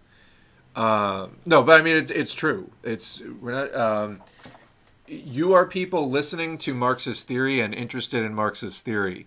It would be a crime for me to tell you not to get involved in your local left. That would be insane. So no, I want you. You are actual communists. Go out into your local left movement and try to actually put this stuff into practice. That's really all I'm saying. I brought it up to some of my comrades in Politsturm and got called out over it. I didn't have a response, so I just dropped it. Oh, okay. I don't know specifically what was said, but is entryism an inherently bad thing? Like, should we not engage in entryism? So entryism is not about gaining new members inside an organization. Entryism is about here. Let me so Marxists.org is Trotskyist. It's run by Trotskyists. The website on the whole obviously carries things from non-Trotskyists, Stalin, etc. But the people who manage it are Trotskyists. So that is their oh, that's funny. They don't even have. I was going to read you the. So they have a pretty decent Marxist encyclopedia on their website. They don't have an entry for entryism. That's funny. I wonder if it's like a sore subject. Let's see if there's anything else on their site about it. I think it's strange that they don't have an entry in their glossary. So here is something from Ted Grant, who is a Trotskyist. This is from 1959. Problems of entryism. This is kind of long. So let's see. How does it start? It is necessary at various stages to re-examine and analyze the principles, policies, and tactics of the movement, both for the benefit of new members and to consolidate and refresh the ideas of the basic cadres. In the light of recent events, the Newsletter Industrial Conference, and the formation of the Socialist Labor League. And because of the relative lull in the Labor Party at the present time, this seems to be a suitable time to re-examine some of our basic conceptions on the problem of work in Britain. Let's see.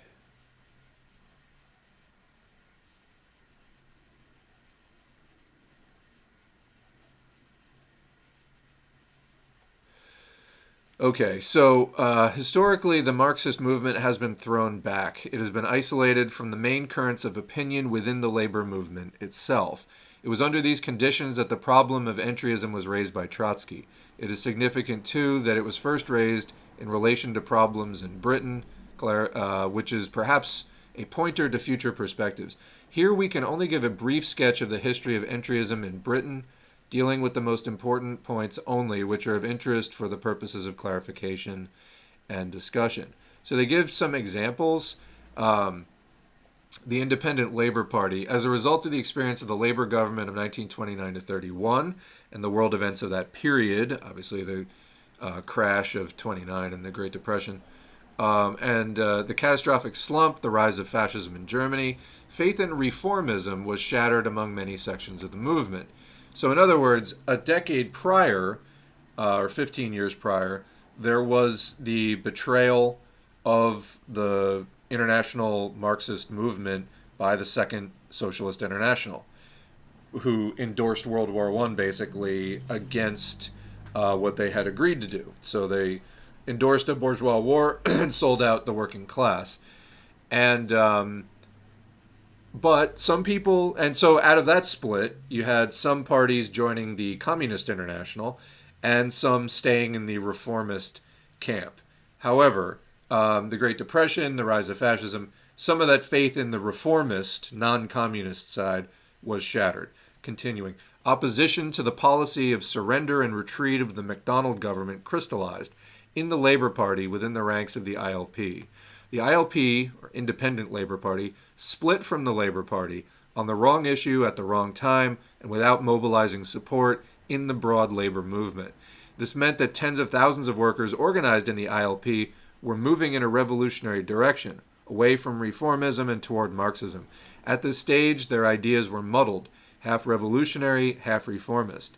They could be won for the revolutionary program, be absorbed by the, quote, perversions of Stalinism.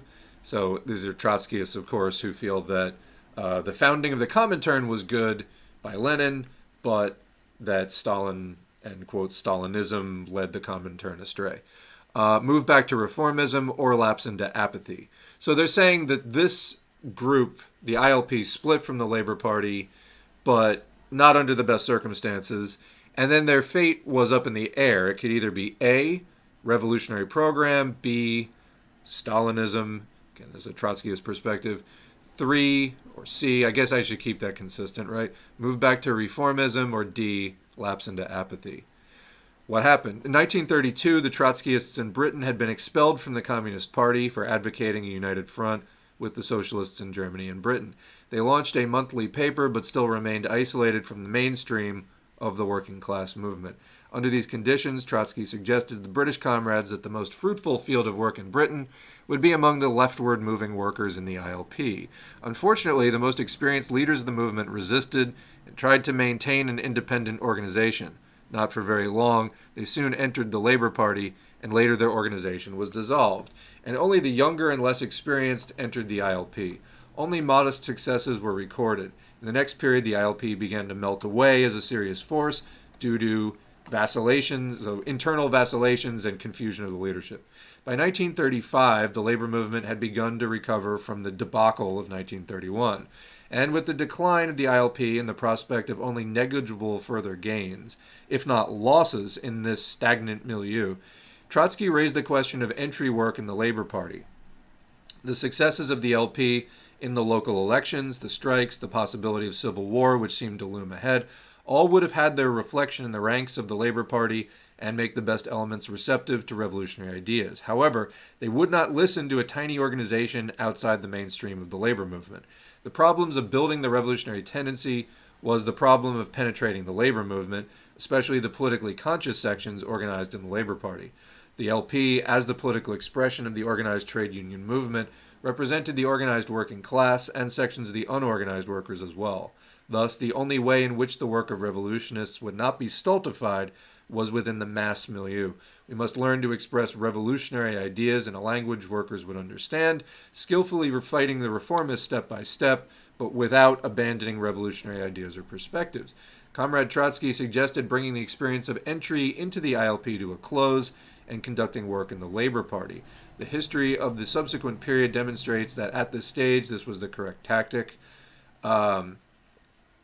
So they're talking to here entryism. Now, entryism has tended, as I was saying before, to have a negative connotation. It's known as like a hostile takeover would be, the sort of corporate analogy. So it is often seen by the organization which is being entered as a hostile action, and that some other group is trying to grab the steering wheel from them. Again, this is less the case in a very sort of mass big tent org that doesn't necessarily, stand for anything in particular to begin with, but and more so when there is, particular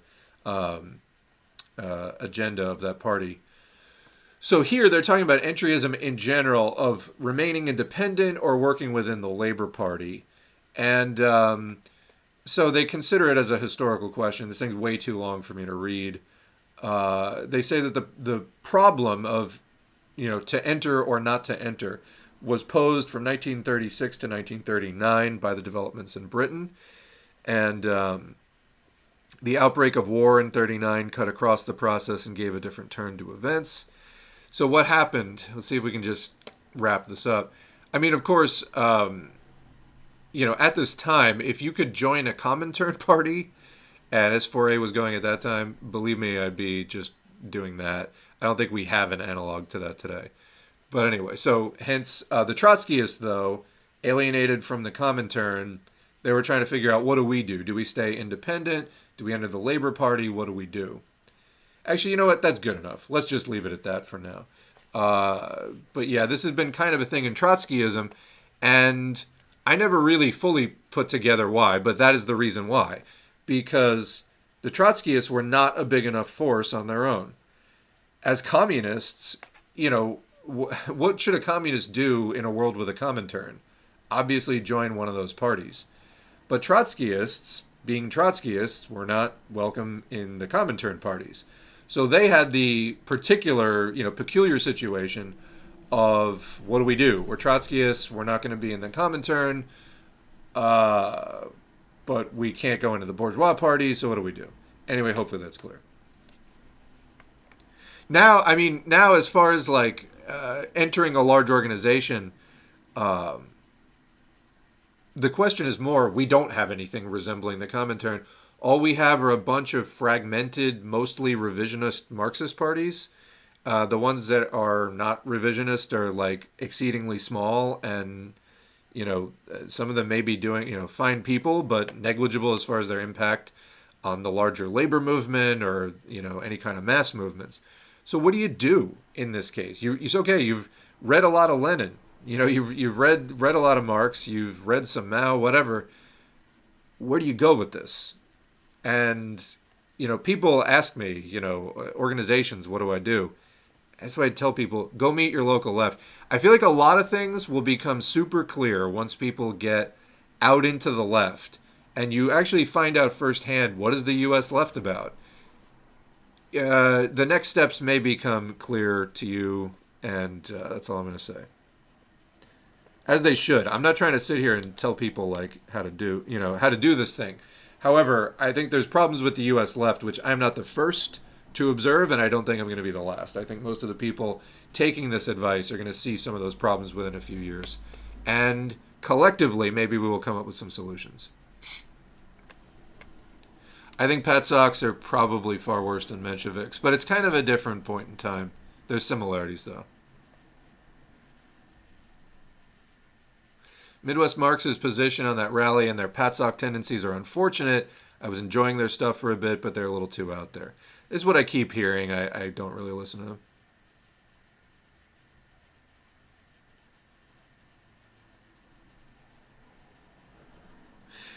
So somebody commented, entryism is for wrecking, basically. I mean, that's how it's often perceived by the orgs that are being entered. It's viewed as hostile.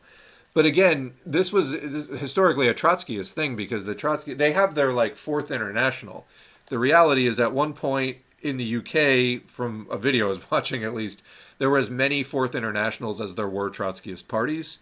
So they can't seem to get a big thing going. So the question for Trotskyists is always, what do we enter? However, today, the days of the Comintern are long gone. And all of that fell into revisionism and crumbled decades ago now. And so everybody's on this kind of same page as the Trotskyists in terms of there is no, major international organization, except for some of the things that are very clearly revisionist. So, yeah. I always use the text Opportunism and the Collapse of the Second International by Lenin, which is on the channel, that is true. Whenever people start advocating for the support of other imperialist countries as a way to bring down NATO, which is another thing that the Patsoks do. Yeah, absolutely. It's not like... I've done so many texts by Lenin on war and nationalism, revolutionary defeatism, the attitude of Marxist-Leninists towards... or what Lenin would have said, just the attitude of Marxists toward imperialist war should be.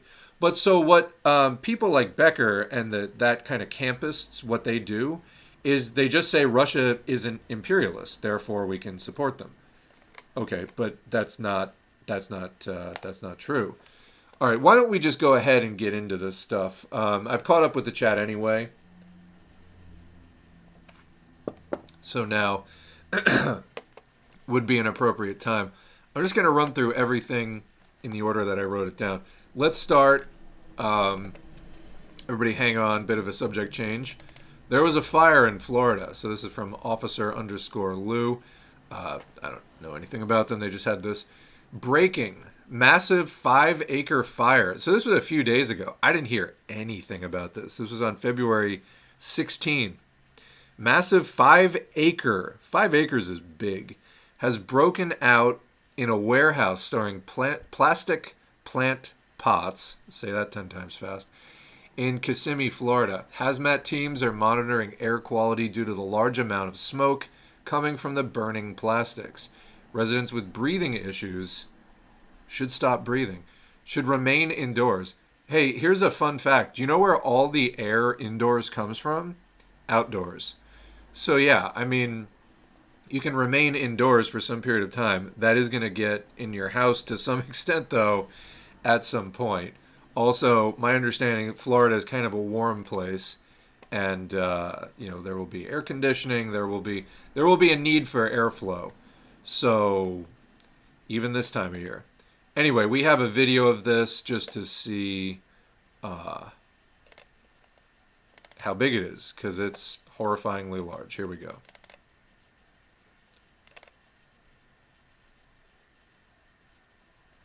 Yeah, so that's what a giant plastic factory burning looks like. Yeah, that's a pretty short video. But I don't know how many more of these things are going to happen, you know? As somebody was commenting, there's a common theme among all of this. This is the world of neoliberalism and specifically deregulation. As we say, the slogan, the motto, political motto of the neoliberal era. Hold on, I gotta got some stuffiness going on here. The political motto of the neoliberal era is defund the public stuff, cut down that social democracy, cut down that safety net, etc., cut down those workers' rights, privatize everything you can. So you've defunded stuff. Hey, maybe you can even defund it to zero and privatize it. That way you can run stuff for profit in a capitalist's hands. This is what happened after the political destruction of the Soviet Union, which also brought the economic destruction of the Soviet Union. And things were privatized and bought up for pennies and then now operated by capitalists for profit. And then deregulate. Once you've defunded and privatized all the public stuff that you can, then you want to deregulate it so that the capitalists who picked all that stuff up, all that new privatized stuff, they can just run it any which way they please. No regulations for safety, environment, whatever. So this is the world that we're living. It's only going to get worse. Living in. I thought the in, but I didn't say it. This is the world we're living in. And the deregulated world where there's just no safety standards or they're very lax and the oversight's very lax. This is what you get. So look at all that fucking smoke. Are plastics good for you to breathe? I don't think they are. Can somebody check that in the chat? They're fucking horrible. So yeah, that happened in Florida. I don't even know what else to add. Now let's get into this right-wing rally. So this is the Rage Against the War Machine rally. We're going to go into some actual footage from the protest with relation to one particular theme. As far as an overview, I was really not doing S4A stuff almost since the last live stream, so I had to I didn't watch a ton of footage. We're going to have to use some shorthand here. And this is from the World Socialist website. Again, they're Trotskyists. We're discussing Trotskyism to sort of a larger extent than usual today. I have to be honest, usually using things from the World Socialist website. Trotskyists tend to be extraordinarily sectarian. And I find WSWS, is kind of at the top of the list as far as that goes. So I usually try to look for other sources. Honestly, though, this was pretty spot on from what I saw. So with that disclaimer, let's read the article. The Rage Against the War Machine Rally, a Reactionary Political Freak Show by Jacob Crosse and Joseph Kishore. The Rage Against the War Machine Rally, held yesterday in Washington, D.C., was a political freak show attended by a motley crowd of several hundred Libertarian Party supporters, neo-fascists, and disoriented and demoralized middle-class individuals without an independent program or perspective. So that's basically your base for fascism. As far as the mass movement goes, the speeches, many of which were obscenity-laden laced rants were pitched to the lowest political level.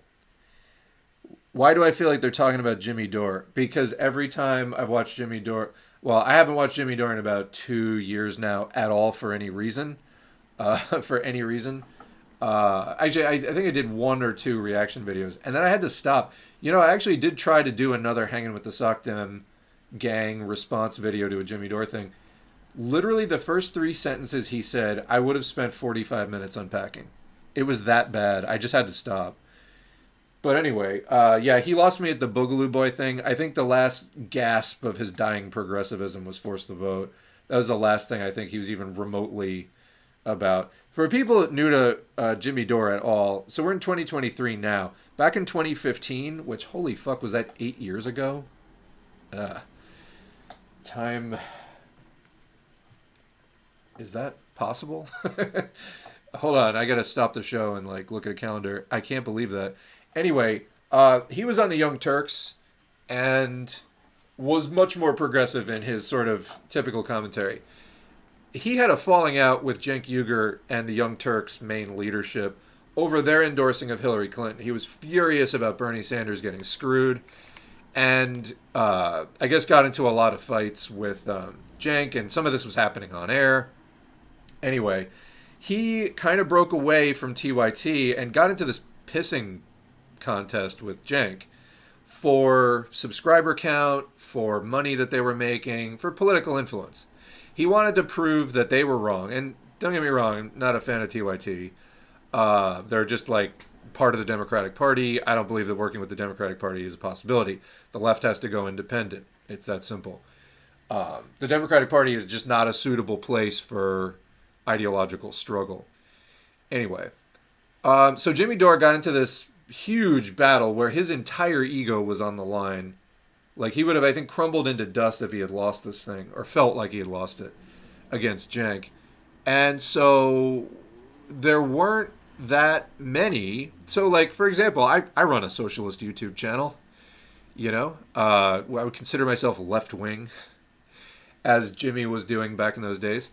Hey, guess what? There's not as many people and there's not as much money in the actually socialist world as there are in the mainstream Democratic Party world or the progressive Democratic Party world, which TYT already had kind of on their side, and less so the progressives, but still some of them.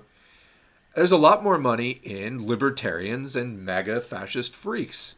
And so Jimmy started in 2016, 2017, 2018, going more and more in that direction. And he became less progressive and more fascist. And then he had a Boogaloo Boy on. And, we did a reaction video on that. That needed some commentary. And so on. And now, everybody knows the Tucker Carlson, the Tulsi Gabbard, all this stuff. Jimmy's just on the right now. It wasn't always the case, and he did it for the money, he did it for the clout. It's much, much faster to build a large following if you're pitching to libertarians, if you're pitching to right-wingers. It's also much easier to make money off of them, and I think all of these things were important to Jimmy Dore, and yeah. So anyway, it's just how did we end up here? Well, the left got blocked. The sort of Bernie Sanders tepid social democracy, even that was considered radical and extreme and shut down. And so all these people sort of, floundering, lacking an independent program, wind up, hey, these libertarian guys, they're different. No, they're not. They're neoliberals. In fact, they're even more rabid than Republicans or Democrats. Congrats. In your search for a cure, you found something worse than the disease. All right, anyway, let's continue. By the time the event finally dribbled to an end, it had left nothing behind but confusion and a bad smell. The rally, which was moderated by Angela McArdle of the Libertarian Party and Nick Brana of the People's Party, and let's put party in quotes because the People's Party isn't a fucking party. It's just some dude who collects donations. They don't run candidates. It's a fucking total grift that at best was duplicating the Green Party. In fact, now has completely gone to the right, even of the right wing of the Green Party. The rally was sold as an opportunity by the organizers and the speakers to, quote, bring together the, quote, left and the right to oppose war. Big problem with that, the right doesn't oppose war. They idealistically can say, oh yeah, the frosting on our deregulated capitalist cake is we're anti-war and anti-police. But then materially, when you look at the requirements of that system, they require both war and police. So the right is not actually anti-war. It's a gigantic fake, and it's a con, is basically what it is. It's a con on people who don't understand the nature of capitalism. In fact, there was no left-wing perspective at this rally. The political direction was provided entirely by the right. Even on its own terms, the event was an organizational fiasco, with a turnout of approximately 750 to 1,000 people at most, despite being promoted on Fox News by Tucker Carlson and other right-wing outlets. The rally featured no fewer than 3 speakers from organizations affiliated with the late fascist and anti-Semitic cult leader Lyndon LaRouche, including his wife, Helga Zepp-LaRouche. A platform was also provided for Jackson Hinkle, a fascist proponent of MAGA communism, also now Jimmy Dore's sidekick, basically, and Jordan Page, who wrote the Oath Keepers anthem. Page gave an extended, quote, musical interlude with far-right anti-vaccine advocate and Bitcoin enthusiast Tatiana Moroz. Fantastic. So weird, right? They only got a few hundred people there. Why is that? Is it because the right wing has absolutely no real fucking interest in peace or anything? And this entire thing was just like the MAGA communism hashtag in real life, and they got some speakers there like Jimmy Dore who just thought he was going to make some money off of it? It's fucking insane. The Libertarian Party provided the main political line of the rally, with the buildup of speakers concluding with Libertarian candidate Ron Paul. Ron Paul, who basically, his position on universal health care is leave it up to charity, let the churches do it, etc. McArdle and the Mises Caucus, of which he is a member, is closely associated with the efforts of the Libertarians to orient to right-wing militia groups. And I mentioned this in the previous stream, but the Mises Caucus is getting all of this hype. The Libertarian Party has never not been shit. Maybe way back in like the 70s, you got some quasi-respectable, and I don't necessarily mean politically respectable, but just some interesting gonzo characters in the libertarian world. But they're all kind of politically anywhere from fascist to just sort of like nutcase, like absolute conspiracy fringe, like nightmare insanity.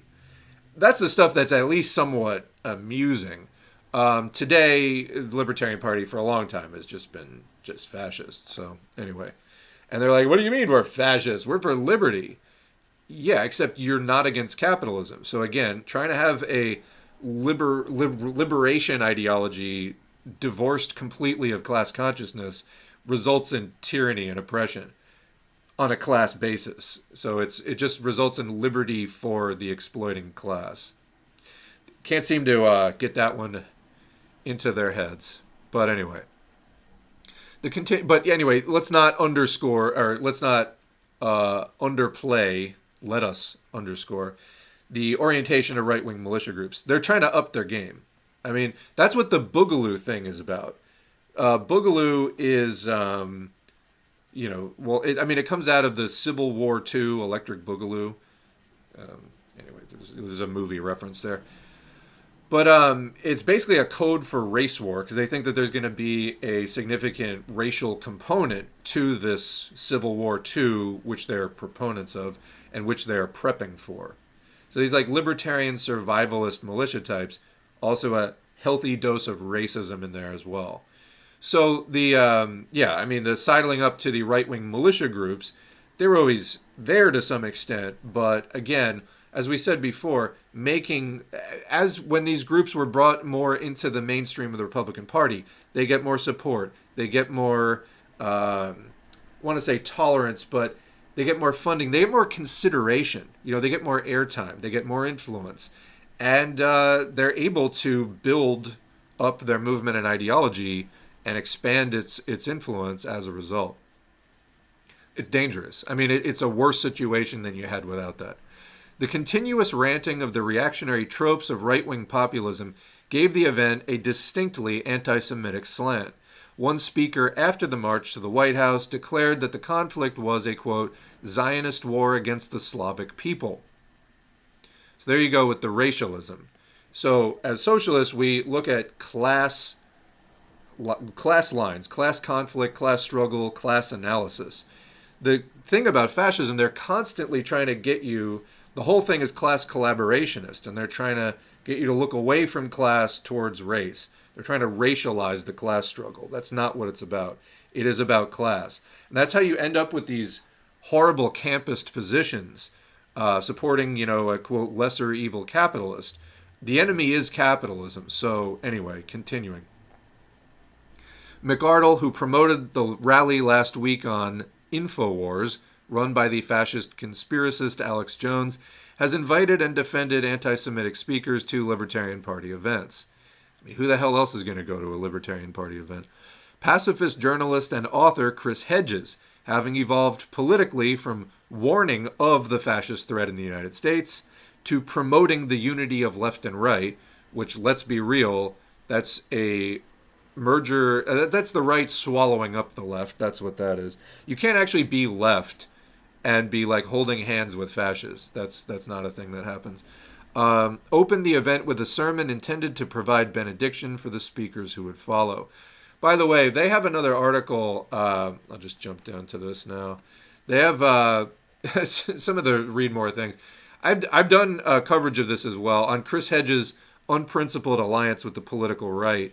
His constant showing up on like Brianna Joy Gray's show. It's this world of the grifters, the movement for the People's Party thing. Hedges is right there, and man, is he falling fast. It's that thing of scratch a liberal and a fascist bleeds. This is where liberals go to die politically. When you show up at a rally like this, we have to work with the right wing. The right wing who's going to fucking stab you in the back the very first chance they get and who aren't actually anti-war in the first place, you're leading people to their political doom by doing this. Anyway, I do also like the third article, Movement for a People's Party, no program, no principles, no future. By the way, Zana Day, an employee of Nick Brana within the People's Party, has, I believe, credibly accused him of sexual assault. You can read her story. She's talked about it on Twitter and elsewhere. So the Accused Rapist Podcast Grifter Party, Movement for a People's Party. Anyway, these are the charlatans leading this thing. And, okay, they get a few hundred people to show up. It's completely empty. There's no mass movement there. Hedges, along with Max Blumenthal of the Gray Zone, again, usual suspect, Jill Stein of the Green Party, who I often talk about, within any, divide one into two. Green Party is going to have a more left-leaning socialist wing and a more right-leaning contrarian populist wing. Jill Stein, to me, represents a lot of the worst of the Green Party. And this kind of appearance does not shock me. It's actually, I think, very consistent with Jill Stein generally. And comedian Jimmy Dore, discussed previously, and a few others were there to give a progressive gloss to the left-right coalition and legitimize the extreme right. Well put. Their principal message was that unity with the fascistic right was permissible and should be actively pursued. I seem to recall Jimmy Dore at one point saying, like, Medicare for all. 70% of people in the U.S. support Medicare for all.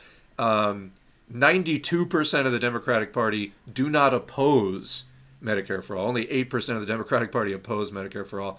This is not even just a left position anymore. This has got overwhelming support, and yet you're working... I believe Jimmy Dore used to have, somebody correct me on this, but used to have as a standard, Medicare for all as a minimum. You're working with libertarians who don't even want a minimum wage. It's fucking amazing how deep the grift goes. This isn't even opportunism for political goals. It's fucking personal, and it's to make money. That's what it is. Those who oppose collaboration with the right are viewed as political enemies. Well, fuck that. I mean, honestly, when you put it that way, this should be a simple thing. The visceral hostility to opponents of left-right unity was recorded in various video clips of Hedges and Blumenthal in conversations before the start of the rally denouncing the World Socialist website. This anger against the defense of principled socialist politics erupted in the speech of Dore. Oh, Jimmy Dore just rails against everybody who is not specifically on Team Dore. So, yeah. He devoted most of his remarks to a thinly veiled denunciation of the World Socialist website for opposing unity with the fascists. Now, here, I don't know if this is just WSWS, because a lot of people were coming out against this thing. They heard it from a lot of people, not just WSWS. So, let's not put ourselves too much in the middle there, friends. In the case of Dore, alliance with the right is not only a tactic, it's an expression of his own political views. Dore advanced the position of the far right on the COVID-19 pandemic, denouncing public health measures and vaccines. Let me say, though, he didn't start out doing that. He did that when he found out that's where the money was. Because he started out in 2020 before there was a vaccine. He was like, Pelosi's going to get the vaccine first, and then they're probably going to charge people for it. He had no issues with vaccines. You know why? Because Dore is not some, raised in some fundamentalist backwoods place. He's a modern person. I mean, he didn't have an issue with vaccines or anything like that. It was pretty clear. He took on these positions for his channel and for the money that it's going to bring. That's why he did it. Anyway, at least everything I have seen from him over those last 8 years, that has all pointed in that direction to me. And he's willing to work with any right-winger to do it. Anyway, at one point, Dore declared that, quote, they want me, quote, to hate my neighbor for the pain I am feeling because they wouldn't take a vaccine that didn't work the way they said it did in the first fucking place. He added, eat boosters, you motherfuckers. This had an anti-war rally. But again, it's just, these are the things that he has at his disposal. These are the dog whistles and buzzwords, the little treats he tosses to his audience, and he just has to keep doing it.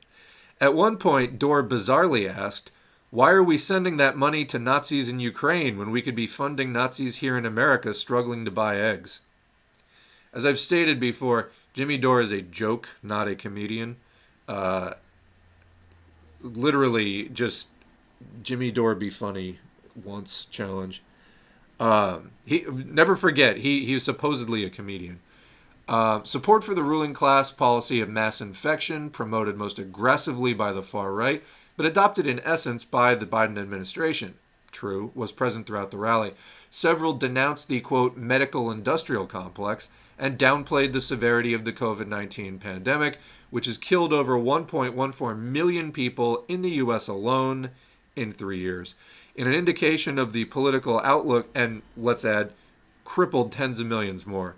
In an indication of the crippled and shortened the lives of tens of millions more who just haven't died yet. In an indication of the political outlook of those attending the rally, the largest cheers were for Jimmy Dore and Ron Paul, including many who cheered for both. To the extent that there was a political perspective, it was provided by Ron Paul, the former Texas congressman and former Libertarian Party presidential candidate. In his headline speech, Paul falsely claimed that by the Federal Reserve, oh my God, does he ever fucking shut up about this? Paul falsely claimed that by eliminating the Federal Reserve, the U.S. government would be forced to pay its debts and therefore could not fund military expenditures. That is so great. So look, the Federal Reserve is part of the bourgeois state that it's part of. Do you know, what was the state of U.S. Money prior to that? Read about some of the bank panics of the 19th century. Crises of capitalism are not a new thing. In fact, the Federal Reserve was intended in part to try to soften the blow of some of them. That was obviously a strategy to preserve capitalism. But, it did result in some more stability. There are many other factors, such as imperialism, that also contributed to the stability of the U.S. But my God, the fucking end the Fed, that's what they all go on about. In reality, Ron Paul's program of austerity and debt elimination, if put into practice, would result in the evisceration of every single social welfare program in the United States, which is in fact the aim of the most right-wing sections of the ruling class and the program of the Libertarian Party.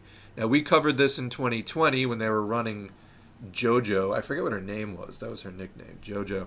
But, yeah, when you get down to what the Libertarian Party's platform always is every year, it's everybody fend for yourselves. That's it. Like, end of story. Full rights for capitalists to private property. Everybody else, good luck. You're not getting any assistance. So it's rights for capital, and basically, so in other words, it's general rights. It's like the original vision of capitalism and bourgeois rights.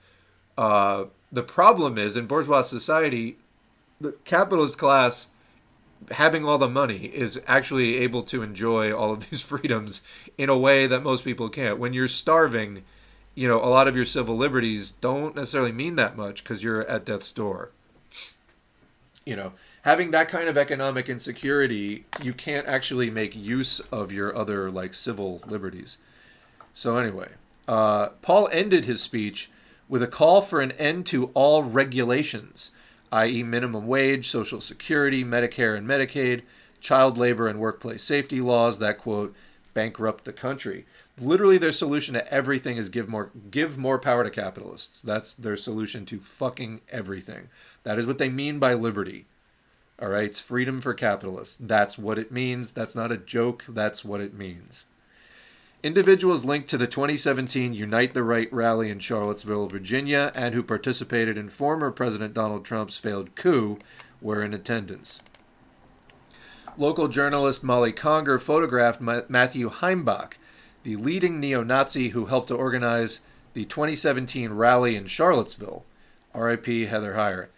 In a podcast prior to the Unite the Right rally, Heimbach called for the extermination of the, quote, international Jew and the local Jew. I don't care if he runs a fucking bagel shop. He's got to go, unquote. So he's there, and he showed up to Caleb Maupin's after party, or after rally, whatever, that moved indoors afterwards. And guess what he was identifying as? A patriotic socialist. We have video. We'll watch it after this article. So that's that guy, all right? Conger also photographed Proud Boy Randy Ireland wearing a shirt with the phrase, Justice for J6, a reference to the small number of individuals who were imprisoned for participating in Trump's failed coup. Perhaps the biggest fraud of all was that the rally was a, quote, anti-war event. Whatever the denunciations of the military-industrial complex and the war machine, the main impact of the rally was to politically legitimize and elevate far-right forces that are used by sections of the ruling class itself. Absolutely. This whole that's why I say they're a cure worse than the disease. The Democrats and Republicans, they're both neoliberal parties. They're both rolling back all the restrictions and regulations, and they're going back to a new round of free market, totally free market capitalism that gave us the robber baron era in the 19th century. They're going back to that. The libertarians are like, fuck the system. They're not going back to it fast enough. We don't want it to go back to that. We don't want it to go back to that. So you got these, Jackson Hinkle and all these people showing up. This is what this rally was about. As the World Socialist website wrote last week, quote, in the final analysis, the right-wing pseudo-opposition to war represents a dispute within the ruling class over certain aspects of foreign policy. One can find on the internet no shortage of ex-military personnel, entirely fascist in their outlook, who believe that the present war in Ukraine is a distraction from other pressing issues confronting the U.S. ruling class, such as the merciless removal of undocumented immigrants from the United States and preparations for a future war, the one that counts to these people, with China. The role of the, quote, Rage Against the War Machine rally is not to develop a movement against imperialist war, but to confuse and disorient young people. The rally itself more than confirmed this appraisal. I must say I don't disagree, I think, with a single word that was written there, so well-written article. We have more on this, including that video I just talked about, but let me roll back up and just go on the chat here. All right. At this point, trots are in their 70th international by now. I know, it's just like, at what point do you just, you know, Stalin's dead. The USSR is dead. Been dead 30 fucking years now. Can we move on from this? I mean, honestly, you really want to cling to Trotsky that much? Can we move on from that? By God.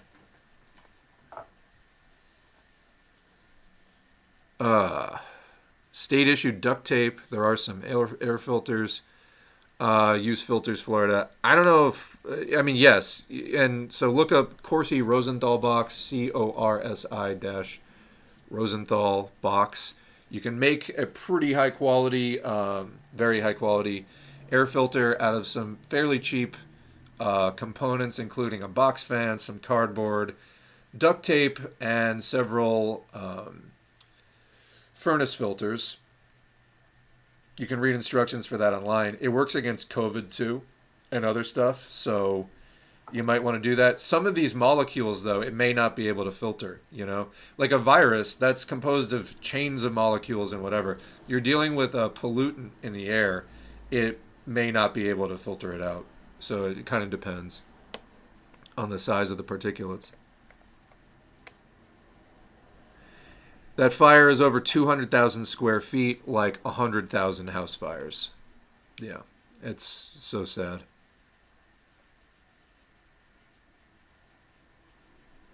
I didn't know you guys produce plastics in the U.S. I thought you used some of the poor countries. I don't know. I mean, they were apparently at least they were shaping them into stuff there. Here, let me get this screen. Oops. Back to the main screen. There we go.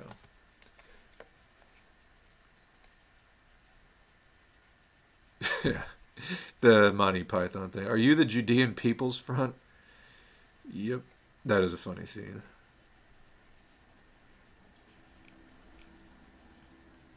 Plastics is basically petrochemicals. Yes, absolutely. The Trojan Horse Anti-Vax Fest. That is what I'm going to call this from now on. That's funny. The Trojan Horse Anti-Vax Fest. There was a hilarious anti-vax rally that Max Blumenthal appeared at like a year ago. I know I tweeted it out. I think I put it on the community tab. Did I even maybe put it in a video on the channel or something? Where Max Blumenthal showed up and like tried to give left cover to this like far right anti-vax rally. And it was the most like kind of pathetically funny thing ever. I really mean that. Sometimes things are just kind of like too sad to even be funny. This was just like cringe. It was so ridiculously bad. He wasn't winning over like a single person in the crowd. But yeah, he's like the token leftist to show up. That's like, look, it's a left-right alliance. Who's your leftist? Max Blumenthal. Like, fuck off. Anyway. He was like trying to shout like communist slogans while being anti-vax. It was the fucking weirdest thing ever. Sectarianism is when you side or don't side with other orgs, groups of the same class for a common goal, right? Yeah, so sectarianism is kind of the opposite of opportunism. Opportunism is when you work with people you shouldn't be working with because there's a fundamental class disagreement with. Sectarianism is when you won't work with people who you don't have a fundamental disagreement with. Again, it all comes down to like Stalinism for Trotskyists, but I really would like to see, we'd like to see people come out of their petty bourgeois individualist anarchism. We'd like to see people come out of their Trotskyism. Just like, again, the USSR is dead at this point. Can we just, like, at least try to focus more on the future? I know we have to study history. I know we do. I know. But I don't think anyone, like, we'll never duplicate the conditions that the Stalin-Trotsky split occurred under in the first place? Will there be other difficult situations? Yes. Will we ever need to, like, determine that exact question again? I don't think so. Just give it up already, please. Jimmy Dore's a nut job. He claimed the Panthers worked with the Klan to get their welfare checks. Yeah, Jimmy Dore is awful. So they often will say, oh, look at the original Rainbow Coalition in Chicago. The Black Panthers and the Young Lords and the Young Patriots organization came together. So first of all, these were not MAGA people. The white part of that coalition, the Young Patriots, these were people from the South who basically moved up to Chicago due to poverty. But it was an offshoot of SDS, a new left group, from the start. And they said things like racism was a demon that needed to be conquered and slain, or else they weren't going to get anywhere. Do you find MAGA saying similar things? No, you do not.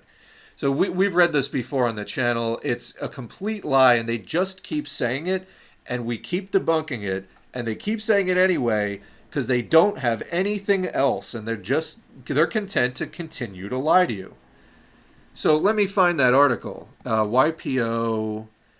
So go to yporc.org/YPO intro.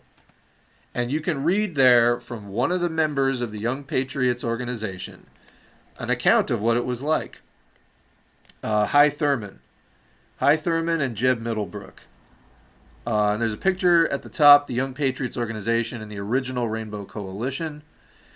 Quote from Hi Thurman, a founding member of the Young Patriots. And these were the white guys in the group. Racism was a demon that had to be driven out and slain if we were going to have unity with other groups and to believe that all people have a right to self-determination and freedom. We had to make a change to make life tolerable and for life to have some sort of meaning. And so the article goes, defying the stereotypes that they were ignorant hillbillies and hopeless racists. Uptown Chicago's Southern migrants and their allies organized the Young Patriots Organization, or YPO, in 1968. It grew out of the work of the Uptown Join organization, a unique collaboration between Southern migrants and young radicals from the Students for a Democratic Society, SDS. First organized in 1964, they organized community meetings, marches, rent strikes, pickets, and civil disobedience to protest the poverty-producing policies of the Mayor Richard J. Daley Democratic Machine and its corporate sponsors. And you can read that again, yporc.org/YPO intro. It's just a complete lie. They completely mischaracterize it. YPO was not MAGA, not even fucking close. They definitely weren't the Libertarian Party.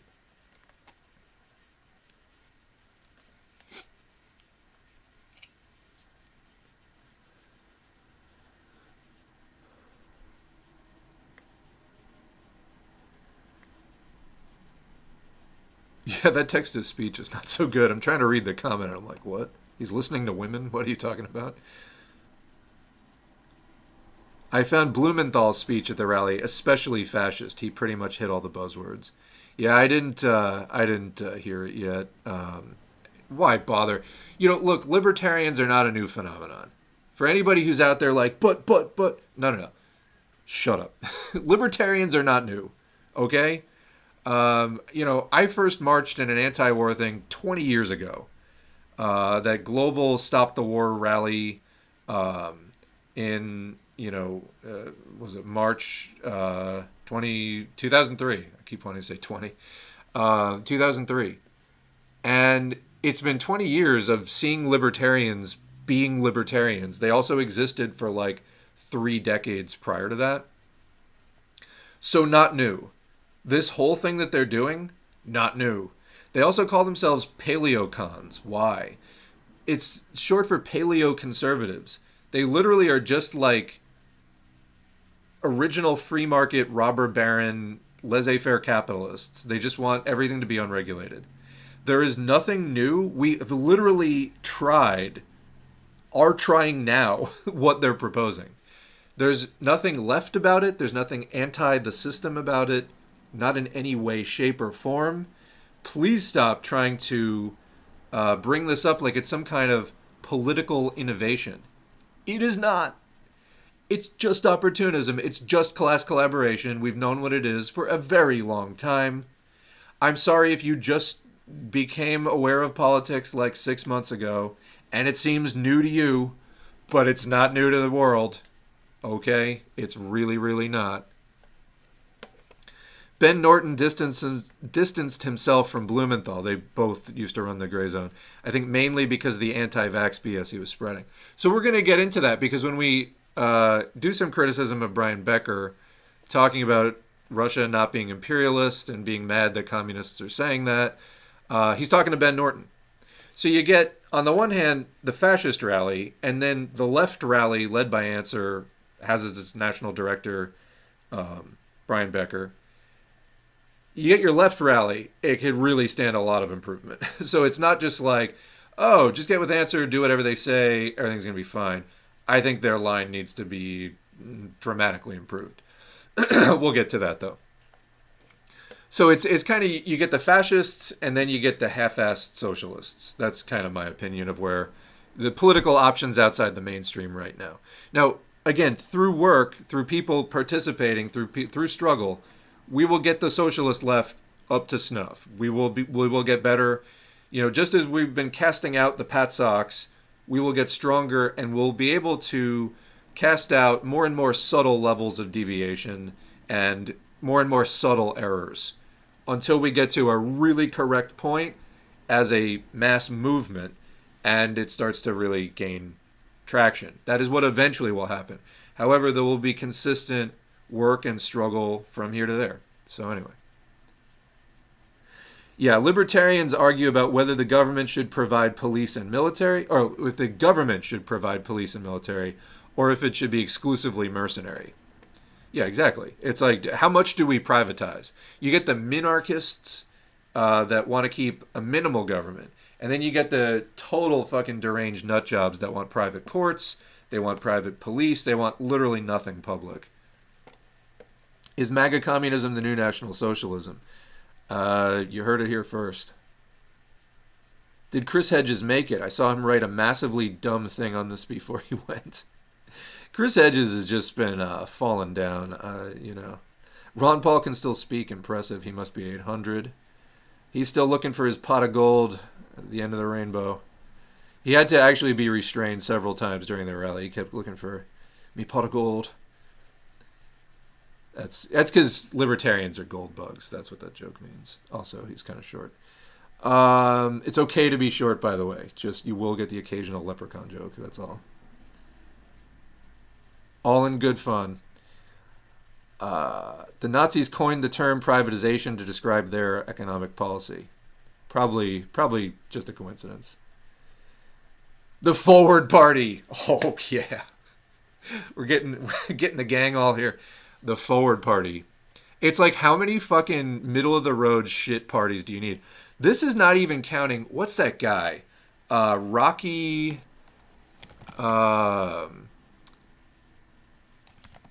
I can't remember the guy's name. Rocky De La Fuente. What's the name of his party? Is it the Alliance Party or something? Like, how many more center-right parties does the United States need? This guy, he always runs for president, never gets any press. The Alliance Party and the American Independent Party. Was that Ross Perot's party? No, the AIP is best known for its nomination of former Democratic Governor George Wallace of Alabama, who carried 5 states in '68. Like, again, the United States, not so good at producing a very strong left, although we're working on that here.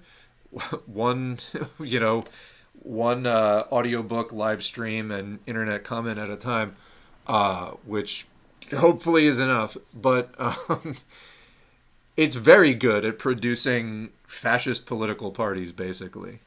Forward Party, the Alliance Party. How many more do you need? How many more do you need?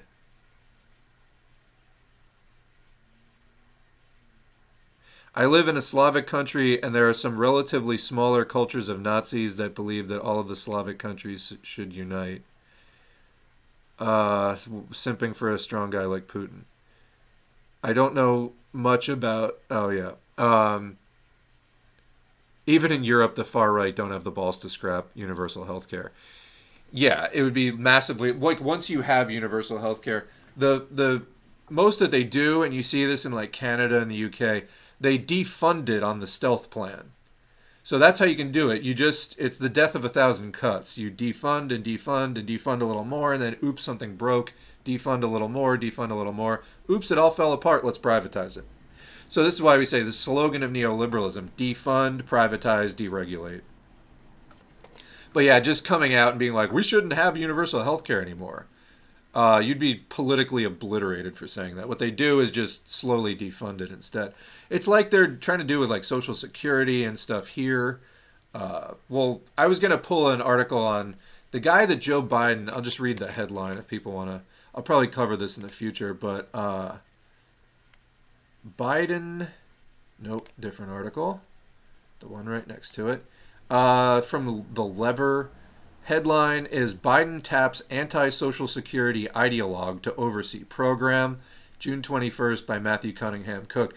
Biden nominated Andrew Biggs, a think tank denizen with a history of slamming Social Security, to oversee government retirement benefits for 66 million Americans. So we'll read that article maybe in the next stream. I was going to pull it for today. Didn't think we would have time to discuss it. Maybe this is going to be a long stream after all today. But yeah, it's like nothing says I love Social Security and want to make sure it's robust and last into the future like appointing an enemy of the program to lead it.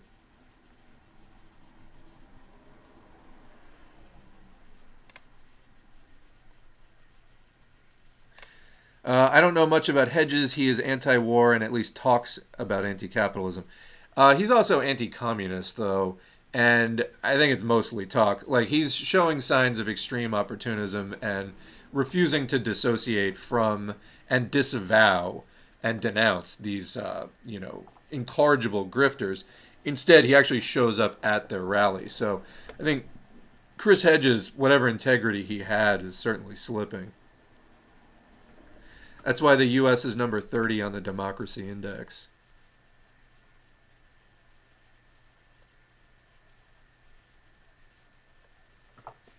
Where I live, with the taxes, you're only insured in public hospitals, but not in private ones. Yeah, just making a note here.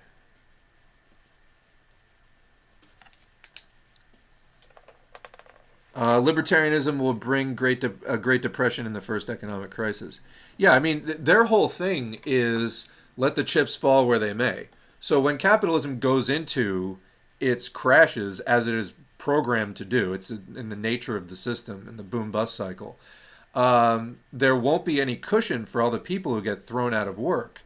And more petty capitalists will get ruined. I mean, the few that are left at this point. So yeah, they want capitalism with the brakes removed. They want capitalism with the seatbelts removed. They want capitalism airbags. Are you kidding me? I mean, they want capitalism that is as raw as they can possibly get. Only then will it be good enough. Only when it is maximally brutal and there's like, people are just like killing each other in the street over like a juice box or something. Like, that's the world they want. I mean, people frequently compare it to like, the Road Warrior, like Mad Max, because it's just this societal breakdown thing.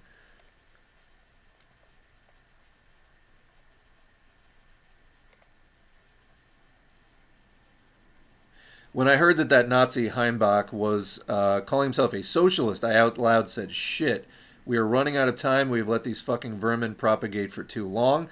Now they're doing the same appropriation in name as the National Socialists in Germany. We have to do something. They're going to throw open the doors of Auschwitz again, and they will build them in the Indian reservations.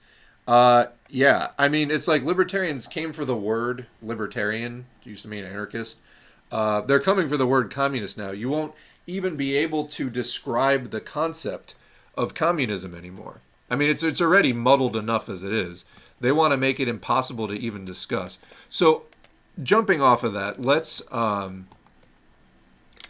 get into some of that. So this first thing is from the Goad Gatsby. I don't know who this is, but at this, quote, peace rally in D.C., oh, I guess that's I'm at this peace rally in D.C., but it feels like these are the type of people who would throw communists out of helicopters. Now, you can see there punk rock libertarians, Ron Paul, signs, peace through development, that's a LaRouche thing. Like capitalist development is just going to automatically solve the world's fucking problems. Not like capitalism has created massive problems, but anyway.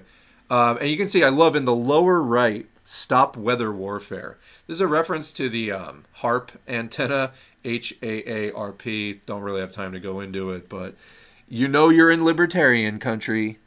You know you're in libertarian country when you see HAARP signs at a rally. So here we have a video. Yesterday I went to the rally in DC, and saw Matthew Heimbach. He says he has moved on from his neo-Nazi past, but this raises some red flags. So before we get to that itself, who is this guy exactly? So again, he helped organize that Unite the Right rally, Charlottesville.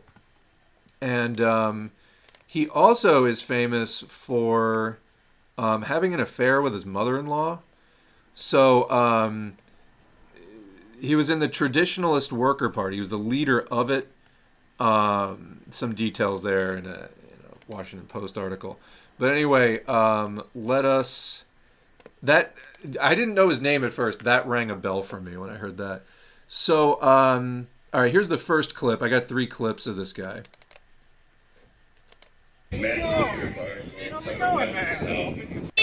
You're begging for attention. You came up to me on the camera, man. You literally said my name. No, it's a beautiful day. We oppose war, right? Come on now. We oppose war. What about class war? Hey, class war, right? Workers freeing themselves. That's important.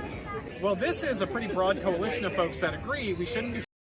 So just to clarify again, this guy is a neo-Nazi. He's now pretending to be a communist using the patriotic socialist mantle. That's how he's self-describing. So this is the thing Caleb Maupin and Jackson Hinkle and Infracell and Peter Coffin were pushing, patriotic socialism. He is now embracing that in order to rebrand himself a neo-Nazi as communist. And he's holding a USSR flag. Unite the Right was a pretty broad coalition of people too. I think this. I mean, honestly, like, what do you want me to do? Like for the rest of my life?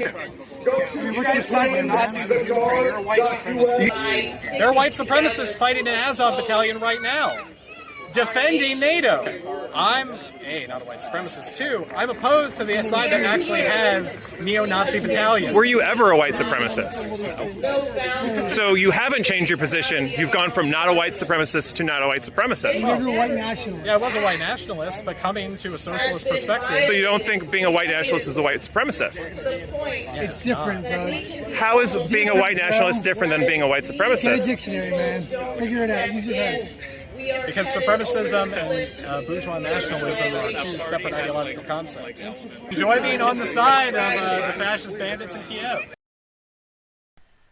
So one thing we know about the right, they love disingenuously trolling people. And that's exactly what they're saying right there. They're like, oh, no, you're on the white supremacist side. You're with the,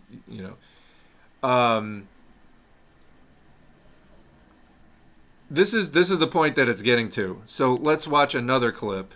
Actually, I think that there's a lead into the second one. Let us look. Oh, yeah. Just for some more background on this rather unsavory individual.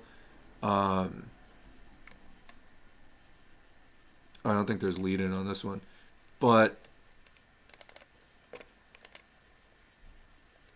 here is a clip of him being asked a question at an earlier rally. Oops. Let's try that again, but a little bit bigger.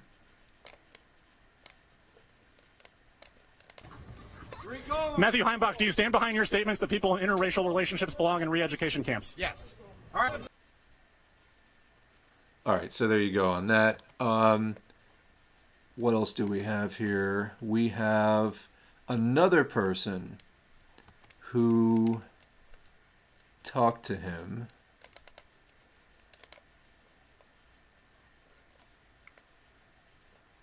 Which one is it? Ford. So this is Ford Fisher. on Twitter. Heimbach, who identified as a neo-Nazi for most of the past decade, says he thinks the Russian invasion of Ukraine was self-defense and in defense of Russian Orthodox citizens of Ukraine, who he argues are being religiously persecuted.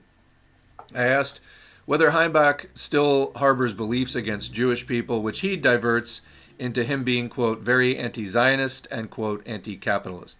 Now remember always, the Nazi effort was to create a socialism which defends private property. Hitler gave interviews to that effect, that unlike the Marxists, we are in favor of private property. Same thing that Jackson Hinkle, in a clip we have on the channel, Jackson Hinkle was out to destroy communism.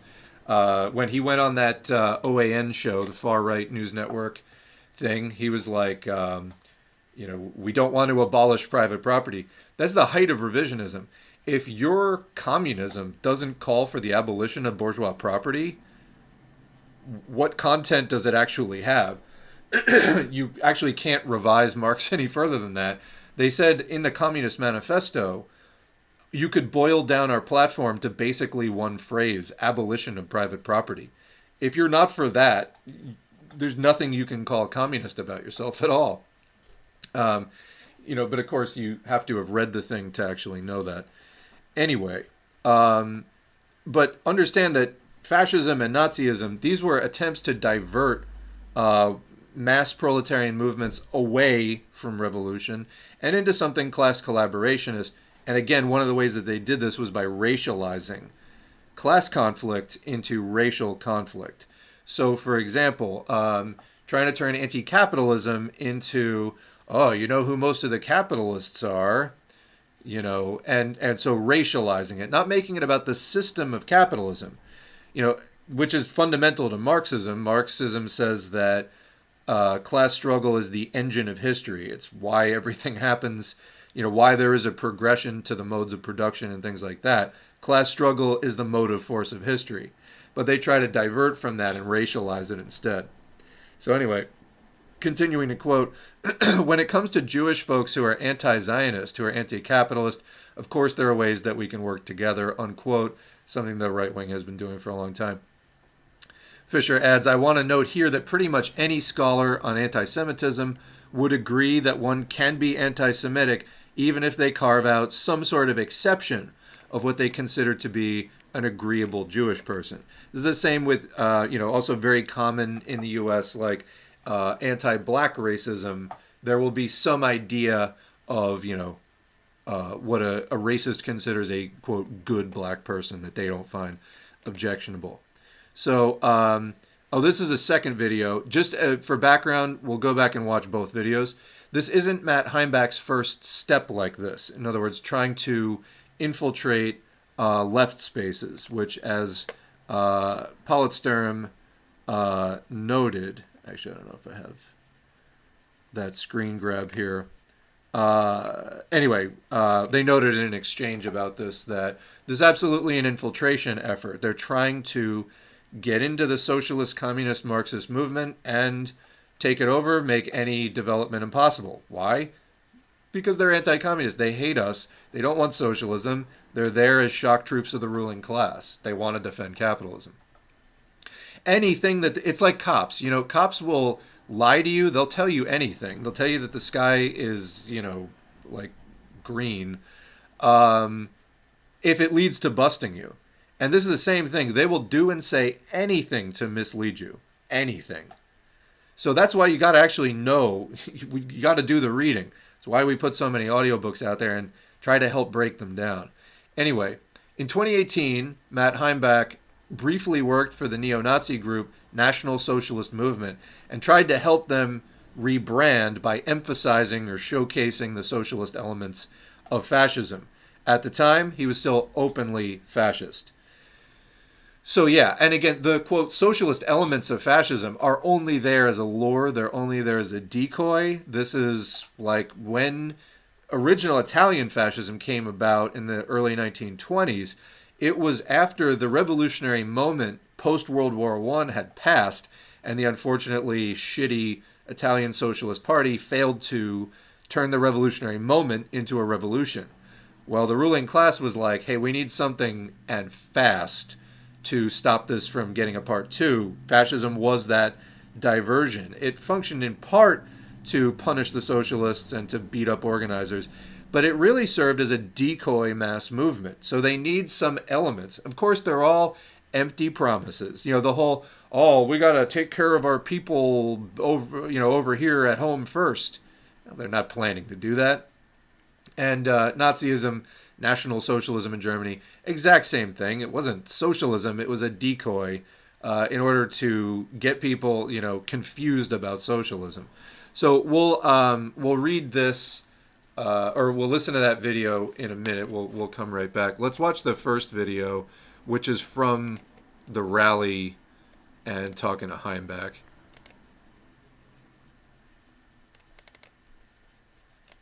Yeah, this is gonna be, that's gonna be our, Try that again.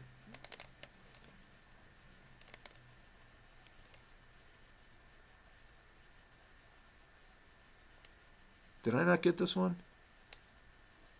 All right, I guess I didn't get that one. Anyway, I'll put links in the description so you can listen to that interview in which he calls himself a patriotic socialist, just flat out. Anyway, this guy that you're seeing on the screen right here, talking about the logo that he designed. So Heimbach was also involved with this group.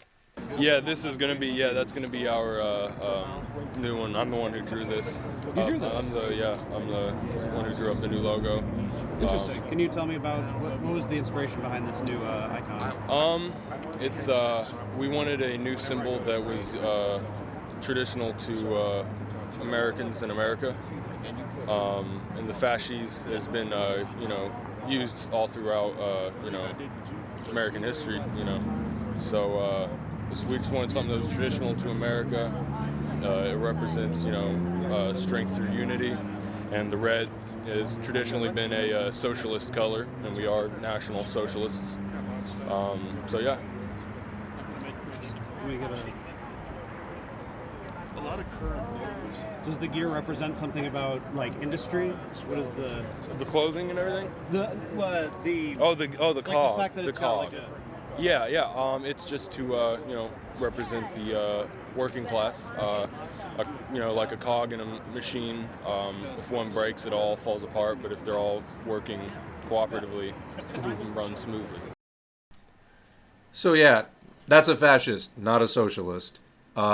If this is confusing to you, please stay out of politics for the time being, please. You're going to get yourself hurt and probably other people hurt too. Don't be a dupe for fascism. I don't know. So, yeah, it's unfortunate. One of these videos I was having trouble getting a copy of. But I want to especially highlight... You know what? Maybe... Let's go back a second. It was this one. Maybe I did miss it. Oh, yeah. No, I did. Okay. It wasn't that one. That was the one we watched. So that Fisher Ford one, definitely listen because this is everything that we've been talking about for the last year or so about patriotic socialism, etc. Kind of all comes together. Now, tying this more specifically to, again, things, close to home as far as, the YouTube communist underground, such as it is. Let's look at the Maupin after party here, which is covered... Where did I get this?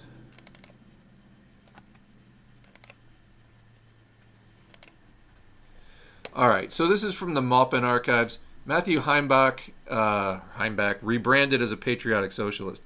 Does Caleb Maupin have anything to do with it? Yeah. So there's a lot of receipts in this thread, some of which may be interesting, some of them may not to you. So there's Maupin being interviewed by an associate of Marcus Cicero.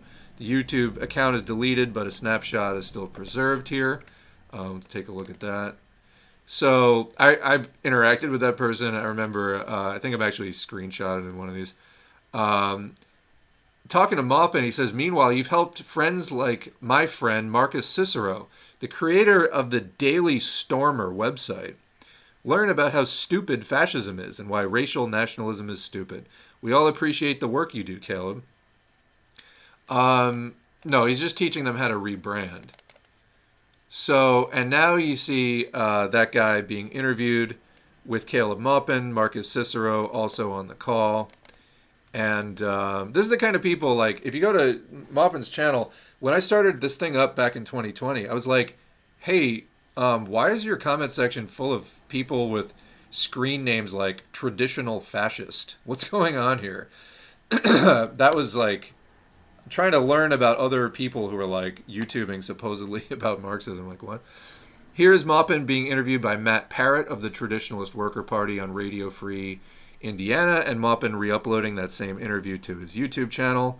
Again, that Traditionalist Worker Party, that's what Heimbach was in. Here is Haas Infracell, a former associate of Maupin, talking to Marcus Cicero. This is that organizing is a waste of time thing. So these are fascists trying to convince you not to have anything to do with socialism or things that socialists do. More on Infracell, give us time to get other Carl's YouTube ID since he keeps changing his handle and deleting videos. So, same person. That one used to be friends with Infracell and a self-identified German National Bolshevik, other Carl, in Infracell's Discord before he and other Carl had a political falling out. So continuing, more receipts.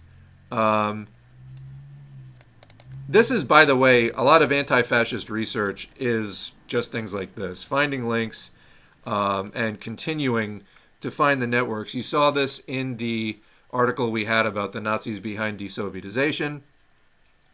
So down at the bottom, Zoltanus, Shandon Simpson, that was the guy, the blonde guy in the rally video, endorsed Caleb Maupin's conspiracy theories about BreadTube, where like Maupin wrote a whole book that like everyone he doesn't like is the CIA, etc. Ironic. This is a guy who goes to conferences sitting next to Alexander Dugin at a table full of people from Marine Le Pen's party and other neo-fascists and being like, I'm a Duginist. So anyway, thread of Maupin defending and supporting someone else platforming Heimbach on their podcast. So there was a thing about this that a lot of things came together for me in this thread. So here's Maupin tweeting out, my favorite living folk singer, D. Rovix, performing his song. I remember when this guy, Rovix, got canceled, but I couldn't tell what for. And I guess it was for platforming Heimbach. What? Anyway, of course, Caleb Maupin was there with some kind words to say about that. Receipts of Jackson Hinkle bringing back Patsock or Patriotic Socialist. We do not feel Maupin's apology is sincere due to his long history of flirting with fascists and neo-Nazis. I mean, so there's a tweet there. Maupin tries to, quote, clarify, this is yesterday, there were several organizations present at the CPI reception on February 19th who distributed literature, who are not affiliated with our organization and do not represent us. These are not part of CPI. All of our events open with an anti-fascist unity pledge. Bro, you were on the poster for the Libertarian Party Rage Against the War Machine rally. Your anti-fascist unity pledge does not mean a fucking thing. Also, this is the same guy who in 2018, a scant 4.5 years ago or whatever, we have a video of it, at a conference in Russia as a speaker at a table, again, sitting right next to Alexander Dugin, addressing him, the greatness of his ideology, etc., etc. He and several other speakers talking at length, Julian Rochedy, other people, Leonid Savin, fascists. They're fascists. And he's sitting there going like, wow, I'm in such great company today, etc., etc. You're fucking anti-fascism. I mean, I don't know who this con is even working on at this point. It's literally, I think, not fooling anyone. It's literally just working as cover for these people to organize themselves under. That's about it. So now, what is this thing about people who were there and who were present? Well, here it is. This is from @acerbicnerd on Twitter. So I saw this and got curious about whether they showed up in any of the official CPI coverage, and it certainly looks like a couple of familiar figures at the back of Scott Ritter's speech. By the way, Scott Ritter's really slumming it, going up to a CPI fucking conference. And somebody asked before in the comments, because the Communist Party of India, there's a couple of different ones. It'll be like CPI-M for CPI Maoist, CPI-ML for Communist Party of India, Marxist Leninist, etc. And of course, Maupin, the Center for Political Innovation, is his organization, which he was recently accused of basically entrapping people in for sexual exploitation purposes, getting them fired from their job and ruining their life, so that he could retain them as his spanking mistress. Had 200 dues-paying members at that time. Who knows how many members are in it now, post spanking exploitation thing going on. But God, it's fucking mind-blowing the point we're at, that these people get any kind of audience whatsoever. Anyway, somebody wrote CPI-ML, Center for Political Innovation, Maupin's LaRouche's. I thought that was funny. But again, the only reason I thought that was funny is because I spend way too much time thinking about this. I mean, I do this show, I have to. I don't think about it that often. Let's just say I try to take care of myself mentally. Anyway, so let's zoom in there. Real Caleb Maupin tweeting, "It was an amazing honor to have hero Real Scott Ritter attend the Real CPUSA," a lot of reality here, Real CPI USA reception this evening after the Rage Against War rally. He spoke to a packed house. We ran out of chairs. Looks like maybe 4 dozen people. So many other amazing speakers, such a powerful night. A new anti-war movement is born. I mean, just to clarify, we have literally more people than that in the fucking Twitch stream right now. But anyway, and again, Scott Ritter's been kicking around forever. But so at the back of the room, who do we have? Well, let's zoom in just a tad. Who's folks in the red box back there by the camera? Well, let's zoom in a little bit more. Oh, it's Heimbach and his blonde friend. So there we go. I mean, you spoke at you endorsed a rally that was attracting these people. Are you surprised when they show up to your group afterwards? I'm a little confused about that. Again, if Caleb Maupin wanted to completely denounce Dugin, all of this stuff, I still don't think he really has a place in the movement, but it would be a starting point. He hasn't done any of this, to my knowledge. Instead, you get these super empty, no, we have an anti-fascist pledge. Then why were you at this rally that was full of fucking libertarians? Do you not know what a libertarian is? Or something like that? Do you not know what Marine Le Pen's political party is about? Do you not know anything? You're not that stupid. You're not that naive. So anyway, the last thing that I want to get into here is, all right, well, we got people away from the wrong rally, and there's a better rally. Which is answer? Which let me put up on the screen. I had a where the hell did I put this? Jesus, that took forever. Okay, peace in Ukraine, say no to endless U.S. wars, fund the people's needs, not the war machine. Somebody left the weirdest comment under this. Stopping funding the war machine does not automatically fund people's needs. Yeah, that's where political agitation, education, and organizing comes into play. No one said it was automatic, but anyway. Protest on the 20th anniversary of the U.S. invasion of Iraq, Saturday, March 18, 1 p.m. at the White House, featuring a number of groups who have endorsed it. So I'll read the full list from their press release.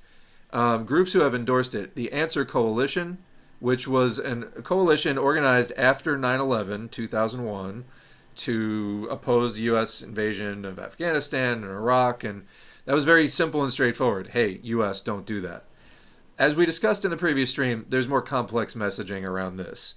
So anyway, the Answer Coalition, the People's Forum, Code Pink, Black Alliance for Peace, United National Anti-War Coalition, World Beyond War, Popular Resistance, Veterans for Peace, Party for Socialism and Liberation, Al-Awda, the Palestine Right to Return Coalition, the Labor Against Racism and War, Leonard Peltier Defense Committee, Universal African Peoples Organization, International Action Center, East Bay DSA, Nevada Green Party, Samadoun Palestinian Prisoner Solidarity Network, Ohio Peace Council, Green Party of Connecticut, Berkeley Fellowship of Unitarian Universalist Social Justice Committee, Environmentalists Against War, the Pacific Green Party, Oregon, Lynn Benton Chapter, the Lauren Faith Smith Ministry for Nonviolence, Maine Cumberland County Greens, Genesee Valley Citizens for Peace, San Jose Peace and Justice Center, Servicio Particular Alacran, Minnesota Peace Action Coalition, Peaceworks of Greater Brunswick, Upward, Uniting Peace with Actions, Respect and Dignity, the Socialist Party of America, and the North Country Peace Group. Now, those are left-wing groups. You can have whatever criticisms of them that you want to have, but those are left-wing groups. It's not libertarians and fascists and this and that. Okay? So it's pretty clear which rally, where is the left coalescing? Now, again, could we have a better left? Yes. Is all of the left absolutely awful? No. But a lot of the stuff that is the most active in the media isn't necessarily the best. I do think that we could stand to improve. Now, I did post this in the community tab. Let me read the rest of the press release. Coinciding with the 20th anniversary weekend of the criminal U.S. invasion of Iraq, a major set of actions, including a demonstration at the White House in Washington, D.C. on Saturday, March 18, demanding peace in Ukraine, say no to endless U.S. wars, and fund people's needs, not the war machine. So now a lot of people, as we mentioned before, if the argument is Ukraine is a proxy war, you get into some convoluted messaging about how this is a U.S. war. Is there a way you can come up with a decent slogan? Yes. Have they done it yet? I don't think so. It leaves a lot of people with the question, well then, won't Russia just steamroll Ukraine if the U.S. isn't sending them weapons? And so you need better messaging here that is actually clear about what's happening. But what is actually happening? Well, so the national director of Answer is Brian Becker. And let's put that up on the screen now. So there's that. And I'll get into my comments on this in a minute. But finishing the press release, since 2003, the U.S. has engaged in sanctions or economic war on more than 40 countries. These targets of U.S. economic warfare include the people of Korea, Zimbabwe, Venezuela, Ethiopia, Eritrea, Iran, and many other nations. So that is true. Sanctions are economic war, which is a step below, basically, military war. And that needs to be stopped, absolutely. And we can, unequivocally support a rally for that. Even in the wake of the worst disasters, like the recently deadly earthquake, Washington keeps its cruel sanctions in place against Syria. U.S. bases and commands blanket most of the world. It is a global empire. The Biden administration is determined to escalate the Ukraine war. The real goal of the massive arming and training of Ukrainian forces has nothing to do with the interests of Ukrainian, Russian, or American people. The aim instead is to weaken Russia, as stated by the U.S. Secretary of Defense himself, even at the risk of a catastrophic nuclear war that could end life on Earth. A U.S. general commanding 50,000 troops in the Pacific also issued a letter to his sub-commanders in recent days, informing them that he believes that the United States will be at war with China within 2 years. The danger of global war is growing. The people must act. The demonstration will make connections between the human and financial toll of U.S. militarism at home and abroad. Key demands include peace in Ukraine, negotiations, not escalation, abolish NATO, end U.S. militarism and sanctions, fund people's needs, not the war machine, no war with China, end U.S. aid to racist apartheid Israel, fight racism and bigotry at home, not other people. So mark your calendar for March 18, get your bus ticket, mobilize your organization to endorse it, and maybe do a donation. There is a link to all that in the community tab, or you can go to answercoalition.org or twitter.com/answercoalition.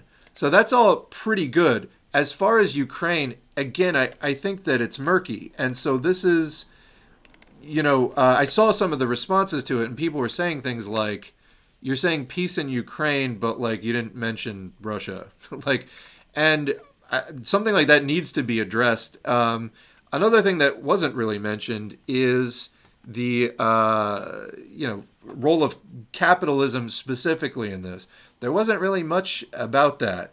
And when we as socialists get sloppy on that, it's, I think it's a hop, skip, and a jump from there to,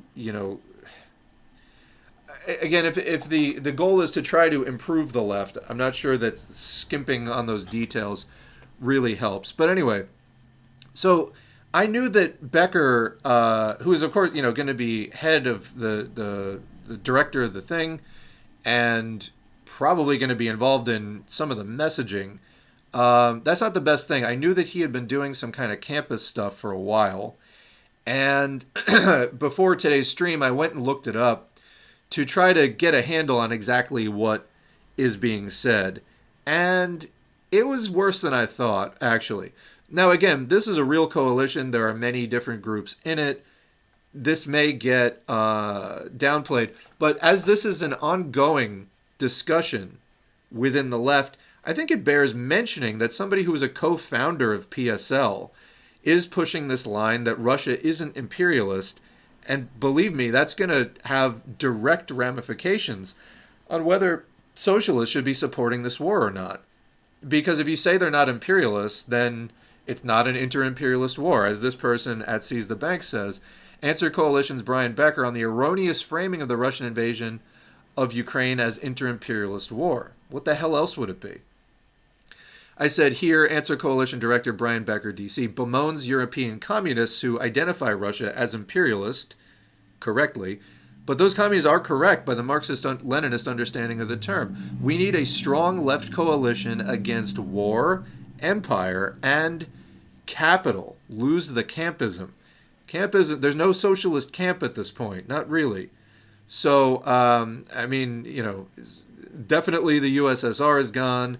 The socialist camp, so to the extent that it still exists, is fractured and in decay. We need to rebuild it. Absolutely. This involves social revolution, though, not lesser evilism. So anyway, let's play the video here. It's, I think, like a minute and a half long.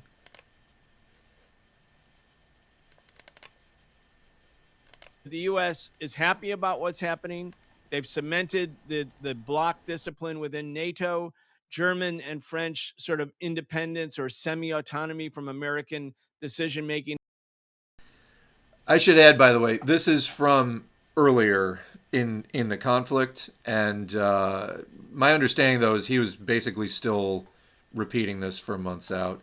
Again, I will, stand corrected if that's no longer the case, but I haven't seen anything indicating the contrary. Has been basically vanquished.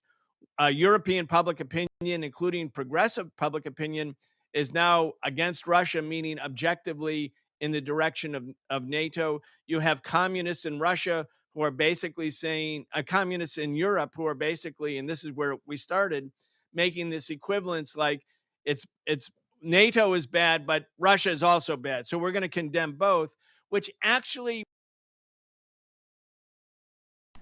He's really upset about this. He's really mad about it.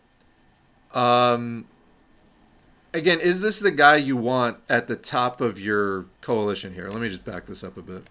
Making this equivalence like it's NATO is bad, but Russia is also bad. So we're going to condemn both, which actually, and this is where I wanted to end, and I'll give you the final word. I think this having a wrong worldview, having a wrong assessment for whatever reasons. Having a wrong worldview is of critical importance. It's not enough to be activists going in the wrong direction. We have to be activists and organizers going in the right direction. And if you try to say that there's two blocks and both are evil, the imperialists in Russia and China and the imperialists in the West, you miseducate the working class and the young people who are the most important parts of any movement for social change or any movement to restrain imperialism.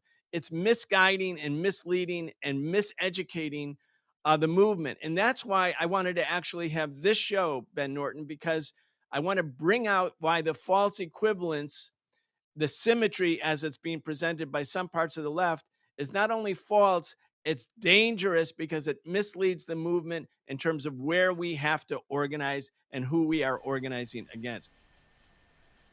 That's a fucking horrible clip. Like, awful. So what is Russia restraining imperialism? What are you even talking about? How do you not deal with that question when it was Russia that invaded Ukraine? You can say they were provoked. That doesn't matter. That's like when little kids are like, he started it. That's not valid. That isn't valid, okay? That doesn't land with most normal people. And you need something that does if you're interested, this kind of like brain-twisting campism. He's super bent out of shape about people saying all imperialism is bad. So he's doing the Russia isn't imperialist thing. And, by the way, I followed this up with, is Russia imperialist? Yes, says Politsturm. Here's why. Their video. Is Russia imperialist? Yes, says Marxist Paul. Here's why. Video. Is Russia imperialist? Yes, says Prolokult Films. Here's why. In each of these videos, and we don't have time to watch one here. I think the Marxist Paul one is the shortest, followed by Politsturm, and then For Peace is about 40 minutes, I think. Very, very clear Marxist laying out how, yes, Russia is not one of the more established powers. 30 years ago, roughly 30 years ago, it was the Soviet Union, which had fallen into bad revisionism and then was politically destroyed. Had about 10 years of chaos in the 90s. For 20 years, Russia has been rebuilding itself as a capitalist power, and it wants a big seat at the table. And the NATO established imperialists say, no, you haven't earned it. You've been around for 20 years, and you let those dirty Bolsheviks take power in your country. Russian bourgeoisie, you're lesser, and you're going to dance to our tune. And the Russian bourgeoisie is like, no, fuck that. Look, we'll clean out all the Soviet past. We'll decommunize ourselves in Ukraine. And, we'll show you who's boss. And you're going to give us a seat at the big boy table. We want a bigger share of the right to exploit the globe. That's what all capitalists want and need. So that's capitalism. If you don't, we have nothing really to talk about as far as socialism goes. If you don't agree with that. But again, Becker's incredibly bent out of shape that people are saying this. He co-founded PSL, and he's coming up with this take. So again, I don't know what the official Marxist take on imperialism is, but if this is representative of it, I don't think want anything to do with it. We've done dozens of things from Lenin on war nationalism, specifically World War I, major inter-imperialist conflict, imperialism itself, and revolutionary defeatism. Yeah, these three videos make the case clearly that, yes, Russia is advanced imperialist. They are, well into the monopoly stage, etc. And I remember arguing with a pro-Russia guy who's, supporting the Z effort and all that stuff, the invasion. And he's like, yeah, I mean, it is partly about capital. People just believe what they want to believe here. They're hell-bent for some, fairy dust to come in and just magically weaken the U.S. First of all, if we believe in revolutionary defeatism, that is inter-imperialist war resulting in social revolution, led by highly organized proletarians. So, A, you got to be highly organized. But B, it's not the defeat of one bourgeoisie at the hands of the other. It's the defeat of all of the bourgeoisie because they make themselves vulnerable during inter-imperialist conflicts. It's the defeat of the bourgeoisie at the hands of the proletariat. It's social revolution. So we go beyond looking at national conflict to class conflict. This is just a dimension on the axis here, people are looking at this in like two dimensions. You need that class axis. If you're not understanding, the need for class struggle and social revolution, not national victory in a inter-imperialist war. But again, he's super bent out of shape. He's like, European communists are saying that both are bad. Yeah, as a fucking communist, we want world revolution. He's, I think, hiding his position. Like, what is this, desperate determination not to find any fault with Russia for this whatsoever? What is the deal here? And remember, this opportunism, it comes in many guises. So I don't know. I would love some more resources on this because, again, if he wasn't the national director of Answer, it might not matter so much. He is, though, and it does. So, again, you got your fascists, you got your, left that needs improving, and let us improve it. So, all right. With that, I'm going to go into the chat and we're going to wrap up for today. This turned out to be a long one anyway. Let's thank the patrons right now. I'm just going to put this up and leave this on the screen. And it's actually up to date for once. Go me. All right.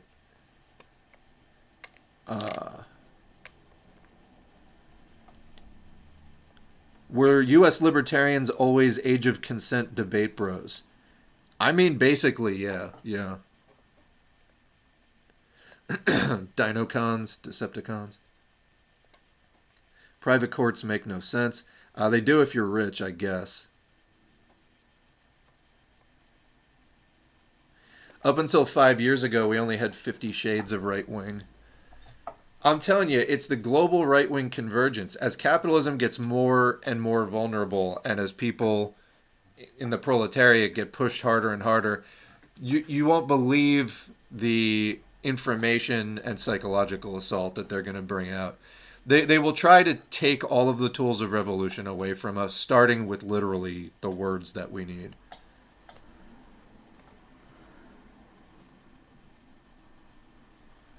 They fuck with the pensions first, like they're doing to public schools. They start tiering benefits for the workers, outsource, etc. Yeah. How to weaken. Even in countries like Finland, the bastion of social democracy, after their financial crisis, are going through serious austerity measures. Yeah, 2008. I mean, the watchword of 2008 was austerity. We got to tighten the belt.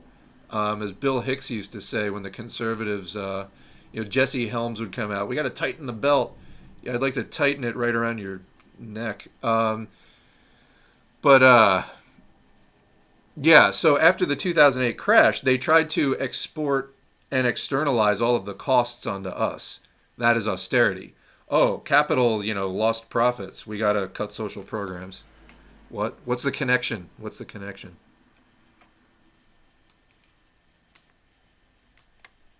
The Traditional Workers' Party. Oh boy, never mind. Not even going to go there. HARP is funny because the same people denying human-caused climate change claim every natural disaster, flood, storm, earthquake is a consequence of HARP. Fires in Australia, HARP. Fires in California, Antifa. Yeah. That is, of course, the way they would say it. Yeah, HARP it's interesting. It's this big low-frequency radio array in, I think, Alaska that is a favorite subject of the lunatic fringe. I used to find some of this stuff entertaining and interesting and fascinating prior to realizing, oh, we're actually in the grips of fascism. I should get serious. So, yeah. Hitler's socialism, I mean, to the extent you can even call it that, was class collaborationist. He openly rejected communism and Marxism as a Jewish plot. Yeah, the Judeo-Bolshevik Masonic plot.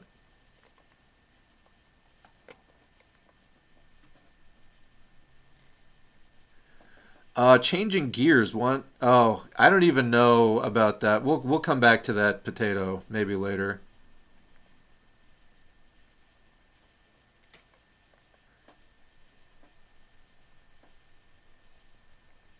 It's interesting how historically most people overlooked Hungary. They're the first fascist state in Europe. Horthy came to power in 1920. You know, Gramsci wrote about that, and I think Zetkin wrote about that as well, Clark Zetkin, and said, whichever one it was, I think it was Gramsci, said Horthy was kind of a forerunner of fascism, but that it lacked some of the decoy mass movement element. It was definitely there to punish the communist movement for sure, but it lacked some of the elements. But yes, it was definitely like a part of that lead into fascism for sure. Yeah, on the inside of the cog was a fasces, the Italian fascist symbol. It's a bundle of sticks tied together, because a single stick can be broken, but tied together it forms a stronger thing. That is like the idea of fasces. Fasces meaning binding. Like in your body, the fascia, or, well, the word I just used, fascination, something that binds you to something. That's what it means. The fasces is a bundle of, bound sticks. Usually with an axe put into the middle of it.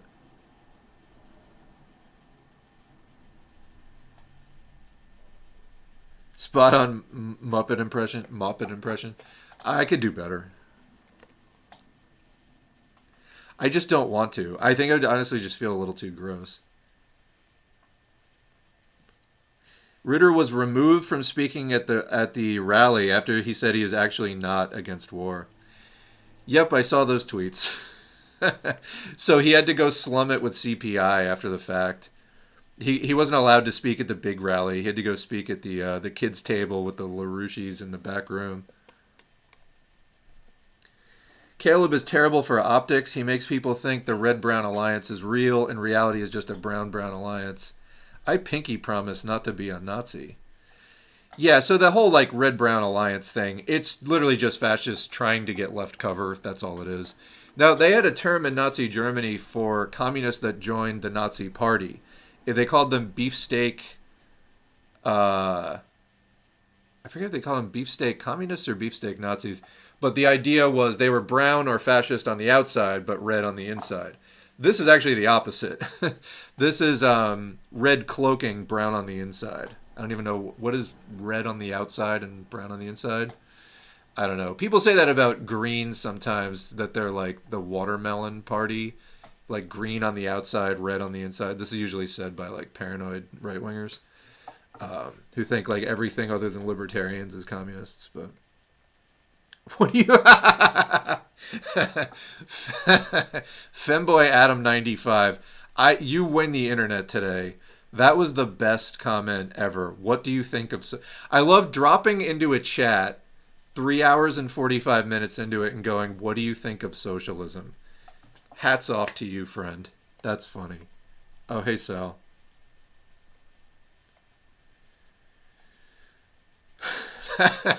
What do you think of socialism? A little late to the party. It's funny. What do you call someone who subscribes to Nazi ideology but doesn't attribute blame to Jews? Is this the beginning of a joke? No, there are kind of several main leading contending theories within fascism as far as who is behind the conspiracy to bring down Western civilization. You get the Vatican and the Jesuits as one of them. The Jews is another major theory. Freemasonry is another. So if you're interested in that, you can, we have a video called How to Overthrow the Illuminati on the channel, which is debunking or an in-depth discussion of right-wing conspiracy stuff from a Marxist perspective. It's actually really good. How to Overthrow the Illuminati. So it goes into all of those different strains of, the Catholics and all of that stuff. It's very typically the kinds of things that right-wingers and the KKK, groups that the KKK would go after in the U.S., things like that. Yeah, he would still call them a Nazi.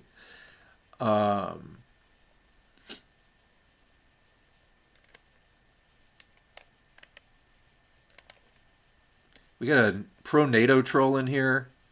I don't think so. No war among people, no peace between classes. You said it. Sickle me pink. By the way, you got a complimentary comment in the on the last live stream for your wonderful screen name there. Twitter is a hellscape still, you think? Twitter, stuff of nightmares. I'm good though. Been vibing. Been okay.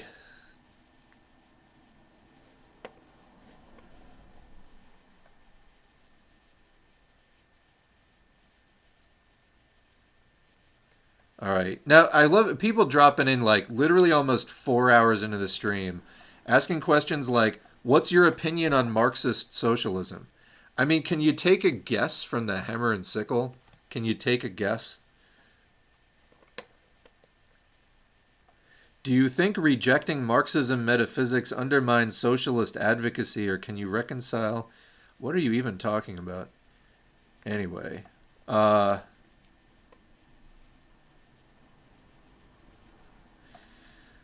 right. I am tired. And myoglobin and uncooked ground beef can cause brown on the inside and red on the outside.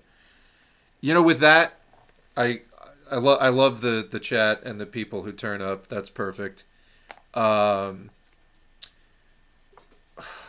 all right. One more. Would you call yourself an anti-capitalist or anti-fascist first? I know, silly question. They're the same. It's the same picture. So fascism is capitalism in crisis. It's just a phase of capitalism. So there's an article we covered a while ago from Politsturm. I'll put it in the chat. The class basis of fascism, and these are inextricably linked. It's when capitalism is in danger of revolution, it comes out with fascism. And told you I'd get you the link, and I'm going to get you the link here. Class nature of fascism from Politsturm. Here you go. Good article. All right, everybody. It's been a great stream. So thank you, and we will see you again soon. I'm definitely going to finish Arling Activista Activist Study. There's just one more lesson, lesson 4, and then I will edit all 4 parts together into one video. Yeah, we will see you next time, and appreciate it. We got 58 people in here, and I don't even have raids on, so that's great. It's nice that there is so much interest. Remember to follow, head over to the YouTube and subscribe, and all of that. Of course, thanks to the patrons as always. I gotta go, so I'm gonna have to cut all of my usual spiel short today, but keep on keeping on, and I can't think of anything witty, so bye.